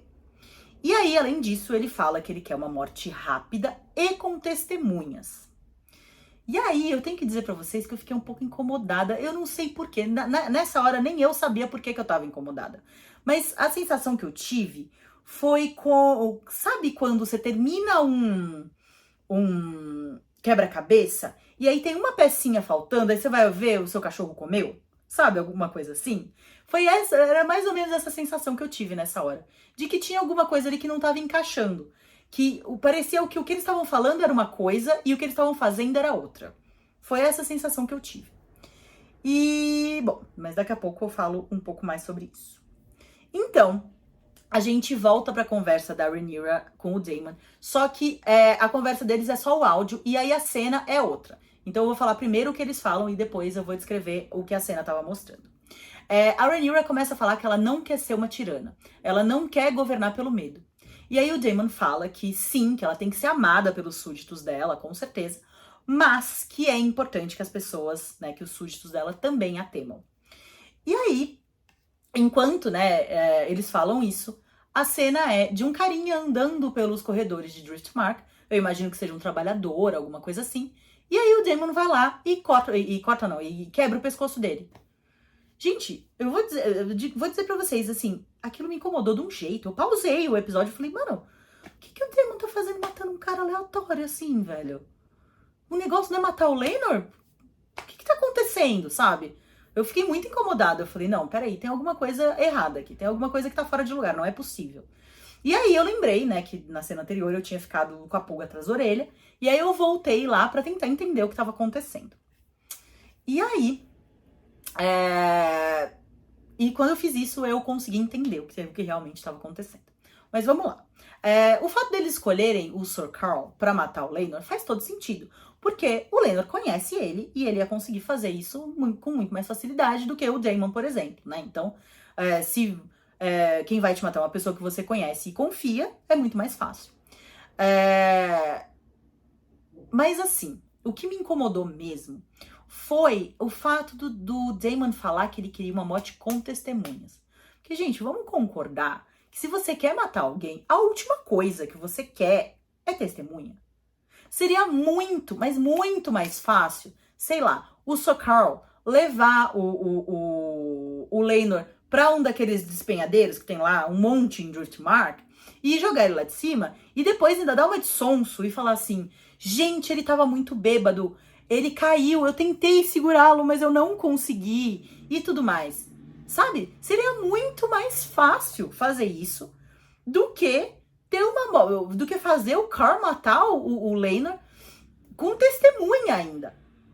Sabe? E, mano, não fazia sentido. Pra mim, pelo menos, não tava fazendo o menor sentido esse plano. Sabe? E aí, o que me fez amarrar tudo e entender o que realmente estava acontecendo foi o que o Daemon fala sobre os lugares lá do outro lado do Mar Estreito, onde o nome de... Presta atenção no que ele fala. O nome de um homem não importa, apenas quanto dinheiro ele tem. E aí, quando eu ouvi isso de novo, eu consegui ligar os pontos e entender qual era o verdadeiro plano em ação aqui. A próxima cena é do Laenor chegando lá no hall do trono de Driftmark, acompanhado de um garoto, que deve ser um escudeiro ou alguma coisa assim. E quando eles chegam lá, eles encontram o Sir Carl, né, que é o cara que vai matar o Laenor, lá. E ele tá super despojado, assim, encostado numa cadeira e tal. E eu tenho que dizer que eu não gosto muito dessa cena. Eu não sei se é porque eu já tinha entendido, né, o plot do plano, mas pra mim ela pareceu meio ruim, assim. O começo da discussão deles me parece meio merda, assim, sabe? Porque o Laenor fala, ai, mas esse aqui é o castelo do meu pai, o que você está fazendo aqui? Você não pode estar aqui, que não sei o quê. E aí o Carl responde, ah, mas você sempre me menosprezou. Tipo, oi, de onde veio isso, tá ligado? Eu achei meio forçado, assim, sabe? Mas fato é, mesmo que forçado ou não, fato é que os dois puxam a espada e começam a lutar um contra o outro. E aí o menino, né, o que eu imagino que seja um escudeiro, ele fica meio assustado, assim, ele fala que ele vai sair, ele vai buscar ajuda. E os dois ficam lá lutando sozinhos. Assim, eu vou dizer que pra mim essa cena denuncia bastante, né, o que vai acontecer, qual é o real plano em ação aqui. Eu acho que se a essa altura eu já não tivesse desvendado, eu conseguiria perceber aí, porque eu achei bem mal feito essa cena, assim, real. Mas tem uma coisa que eu gosto nessa cena, que enquanto eles estão lutando, tem um voice-over, né, da conversa da Rhaenyra e do Daemon, que ela fala, apesar de tudo, eu amo o Laenor. E aí o Daemon fala, então, liberte-o. Eu gosto disso, eu acho legal, assim, esse diálogo entre eles. Bom, aí na próxima cena, a gente tem o Corlys e a Rhaenys chegando na sala do trono, e eles encontram o corpo do Laenor dentro da lareira, completamente carbonizado. Só dá pra saber que é ele por causa da roupa e de um colar que ele usava, né, que era bem característico. E, de novo, eu tenho que parar aqui pra enaltecer o casting dessa série. Gente, a Eve Best, que faz a Rhaenys, o grito, o urro de dor que ela dá é bizarro, assim, é muito real, sabe? Você compra que ela é uma mãe que acabou de perder um filho. E pior, ela acabou de perder 2 filhos em, sei lá, 1 semana, 2 semanas no máximo. Então, assim, nossa, é muito incrível a atuação dela nessa cena. E do Steve Toussaint, que faz o Corlys também. Você vê que ele tá sentindo a mesma dor que ela, mas ele demonstra de um jeito diferente. Ele meio que bate num cara lá, ele fala como isso pode ter acontecido dentro do meu castelo, sabe? Você vê que os dois lidam com a dor de um modo diferente do outro. Mas mesmo assim, olha, esse casting, esses atores de House of the Dragon são simplesmente absurdos, assim. Eles são muito bons. E aí, enquanto, né, eles estão... Você vê o desespero dos dois. A conversa entre o Daemon e a Rhaenyra continua, né, só no áudio. E eles falam que esse plano custará o último filho vivo do Corlys e da Rhaenys. E que, com certeza, todo o reino comentará o que eles fizeram. E se perguntarão do que eles são capazes. Mas o Daemon fala que, apesar disso, eles vão saber a verdade, né? Só eles dois vão saber a verdade do que aconteceu. E aí, depois disso, a gente vai pro casamento deles, que é uma cerimônia muito diferente de tudo que a gente já viu, tanto em Game of Thrones quanto em House of the Dragon. Eu imagino que seja baseado nos ritos valerianos, né? E aí, o ritual é o seguinte: eles cortam o lábio um do outro, eles pegam o sangue, desenham uma runa, uma espécie de runa na testa um do outro. Eu acho que eu vi em algum lugar que aquelas runas ali são a runa de fogo e de sangue. E depois eles cortam as mãos, eles dão as mãos. E, por último, e aí o sangue das mãos deles cai numa taça. E aí, por último, eles tomam o sangue de dentro dessa taça. E aí, depois que eles tomam o sangue, eles se beijam e selam, né, o casamento, a união deles. E essa cena, pra mim, ela é bem dúbia, porque ao mesmo tempo que eu gostei da cena, eu achei ela muito bonita, assim. O ritual todo é muito bonito e os dois parecem muito felizes. Você vê o jeito como eles passam a mão no rosto um do outro, eles estão meio sorrindo. Então os dois parecem muito felizes de finalmente, né, ficarem juntos e tal. Mas tem 2 coisas que eu não consigo relevar muito bem. A primeira é, obviamente, que eles acabaram de tomar sangue, tipo, que nojo, mano, sério, que nojo. E a segunda, que é o que eu acho que mais me incomoda nessa cena, é ver as crianças ali. Gente, tadinhas dessas crianças, velho. Elas estão tão tristinhas, você vê a carinha delas, elas estão tão tristinhas. Gente, a mãe das meninas acabou de morrer. E os 2 pais dos meninos acabaram de morrer. E eles estão ali sendo obrigados a ver a sobrinha delas casar com o tio-avô deles. Sério? coitada dessas crianças, imagina o nó na cabeça deles, sabe? Aí depois crescem todo mundo traumatizado e ninguém sabe por quê. Tipo, olha isso, sabe? É cada coisa que acontece com essas crianças e depois cresce tudo doido e ninguém sabe por quê. Ah, faça meu favor. Bom, e o episódio termina me confirmando o que eu já sabia e revelando pra quem ainda não tinha conseguido entender que o verdadeiro plano em ação aqui nunca foi matar o Lena, e sim deixá-lo livre pra ir viver o amor da vida dele em Essos, com o boy, feliz pra sempre. Eu gosto muito desse plot twist, eu acho ele simplesmente sensacional, por dois motivos principais. O primeiro é que ele pega de surpresa até a gente que lê o livro, e o segundo é que ele dá uma explicação muito plausível para a morte do Laenor no livro. A essa altura, você já deve saber, mas o livro Fogo e Sangue, ele não é um romance normal, do jeito que a gente é acostumado, como Game of Thrones, por exemplo. Ele é um livro como se fosse de história. Um livro que, se você vivesse em Westeros, você poderia ir em qualquer biblioteca lá da Cidadela, pegar e ler.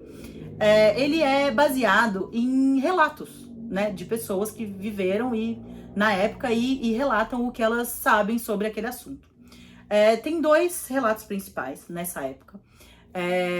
Um é o Septão Eustace e o outro é o Cogumelo, que é um bobo da corte. Vamos lá.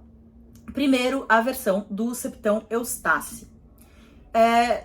Uma coisa que a gente precisa entender é que o Septão Eustace, ele é um septão. Então, ele é como se fosse um padre. Então, a visão dele é sempre mais conservadora, digamos, para não dizer machista, sabe?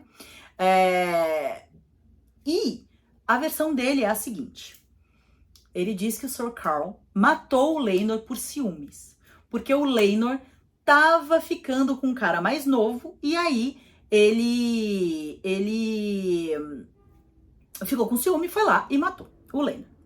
E aí, agora, eu tenho que deixar registrado que neste canal servimos ao reizinho Cogumelo, entendeu? Servimos ao reizinho Cogumelo. Sempre que tem as duas versões, eu sempre acredito no Cogumelo, porque é sempre a versão mais legal, sempre a versão mais interessante das coisas. Porque o Septão Eustace é bem chato, na real. E a versão dele é que o Daemon que mandou o Sir Carl Quarry matar o Laenor. Mas a motivação do Daemon seria pra Rhaenyra ficar livre pra casar com ele.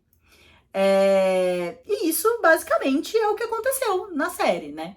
Só que o Cogumelo fala que o Daemon ofereceu pro Carl como pagamento dinheiro e um barco. Só que quando o Carl chegou lá, o Daemon tava dentro do barco e cortou a garganta dele e o atirou ao mar. Porque depois disso, o Sir Carl nunca mais foi visto.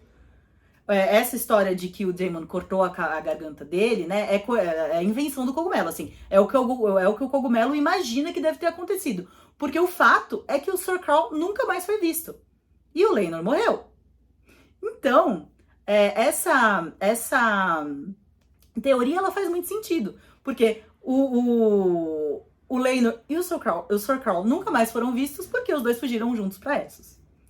Então, eu achei muito legal esse plot twist.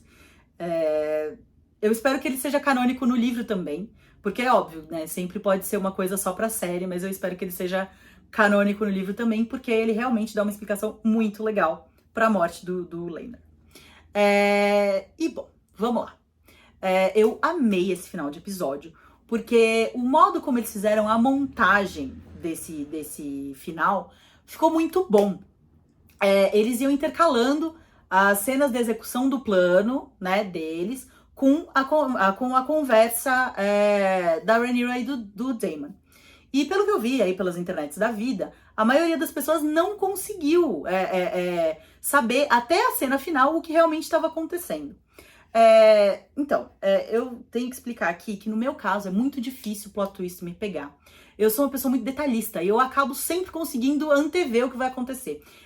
Porque geralmente os roteiristas, né, eles vão deixando umas migalhas, né? Assim, eles vão deixando um rastrinho de migalhas para você poder tentar juntar e entender o plot twist antes dele acontecer. E eu geralmente consigo fazer isso. Então é bem raro o plot twist me pegar assim. Mas mesmo assim, depois que eu reassisti, né? Eu assisti o episódio 2 vezes. E depois que eu reassisti, eu vi várias migalhas que eles tinham deixado e que eu não tinha conseguido pegar. Então, eu achei muito bom o modo como eles fizeram, a montagem das cenas, né, do plano com a conversa da Rhaenyra e do Daemon, explicando, sem explicar o que estava acontecendo realmente. Então, eu gostei muito. E aí, quando o episódio terminou, a única coisa que eu conseguia pensar é que o Laenor vai ter que raspar a cabeça o tempo todo para conseguir esconder, né, a sua identidade. E isso me lembrou, assim, de um certo egg, ou ovo, como você preferir. Bom, gente, pra mim, praticamente tudo nesse episódio foi perfeito. Desde o climão lá do enterro da Laena, né, os olhares ali disseram muito mais do que qualquer palavra poderia. A euforia do primeiro voo de dragão do Aemond, e olha que eu nem gosto dele. Deixando bem claro. A tensão absurda da cena da adaga, né? Entre a Alicent e a Rhaenyra. E, assim, a genialidade do plano da Rhaenyra, Daemon, Carl e Laenor. Então, a única ressalva que eu tenho sobre esse episódio é realmente a cena de sexo, né? Entre a Rhaenyra e o Daemon. Eu realmente achei que tava muito escura e eu esperava mais. Eu achei a cena meio xoxa. Pra quem tava há anos esperando, né, há 10 anos esperando por aquilo. A cena deles lá no bordel, no quarto episódio, foi 1000 vezes melhor. E a cena da Rhaenyra com o Criston foi 10.000 vezes melhor. Então, assim, eu sinceramente esperava um pouco mais dessa cena. Mas, assim, nada que tenha estragado o episódio pra mim, nem nada. É só chatice mesmo, porque você tem que arranjar alguma coisa pra não gostar, né? Não dá pra você também elogiar 100%. E é muito doido, porque outro dia eu tava falando com a minha amiga como é bizarro. Eles conseguem se superar a cada episódio. Todos os episódios você termina falando, nossa, não, esse foi o melhor da temporada. Aí no próximo, não, foi esse o melhor da temporada. Aí no outro, foi esse o melhor da temporada, sabe? Então, e eu sinceramente espero que eles continuem fazendo isso até o último, porque, assim, eu tô achando House of the Dragon tão boa quanto os áureos tempos de Game of Thrones, e às vezes, sinceramente, até melhor. Bom, gente, então é isso. Se você chegou até aqui, muito obrigada. Eu sei que às vezes eu sou meio chata, eu me empolgo demais falando sobre as coisas, principalmente sobre dragões. Mas se você chegou até aqui, eu sinceramente espero que você tenha gostado do vídeo. Se você gostou desse vídeo, não deixe de me dar um joinha, de me seguir nas redes sociais que estão sempre aqui no box de informação pra vocês, e nem de se inscrever. Então é isso. Tchau!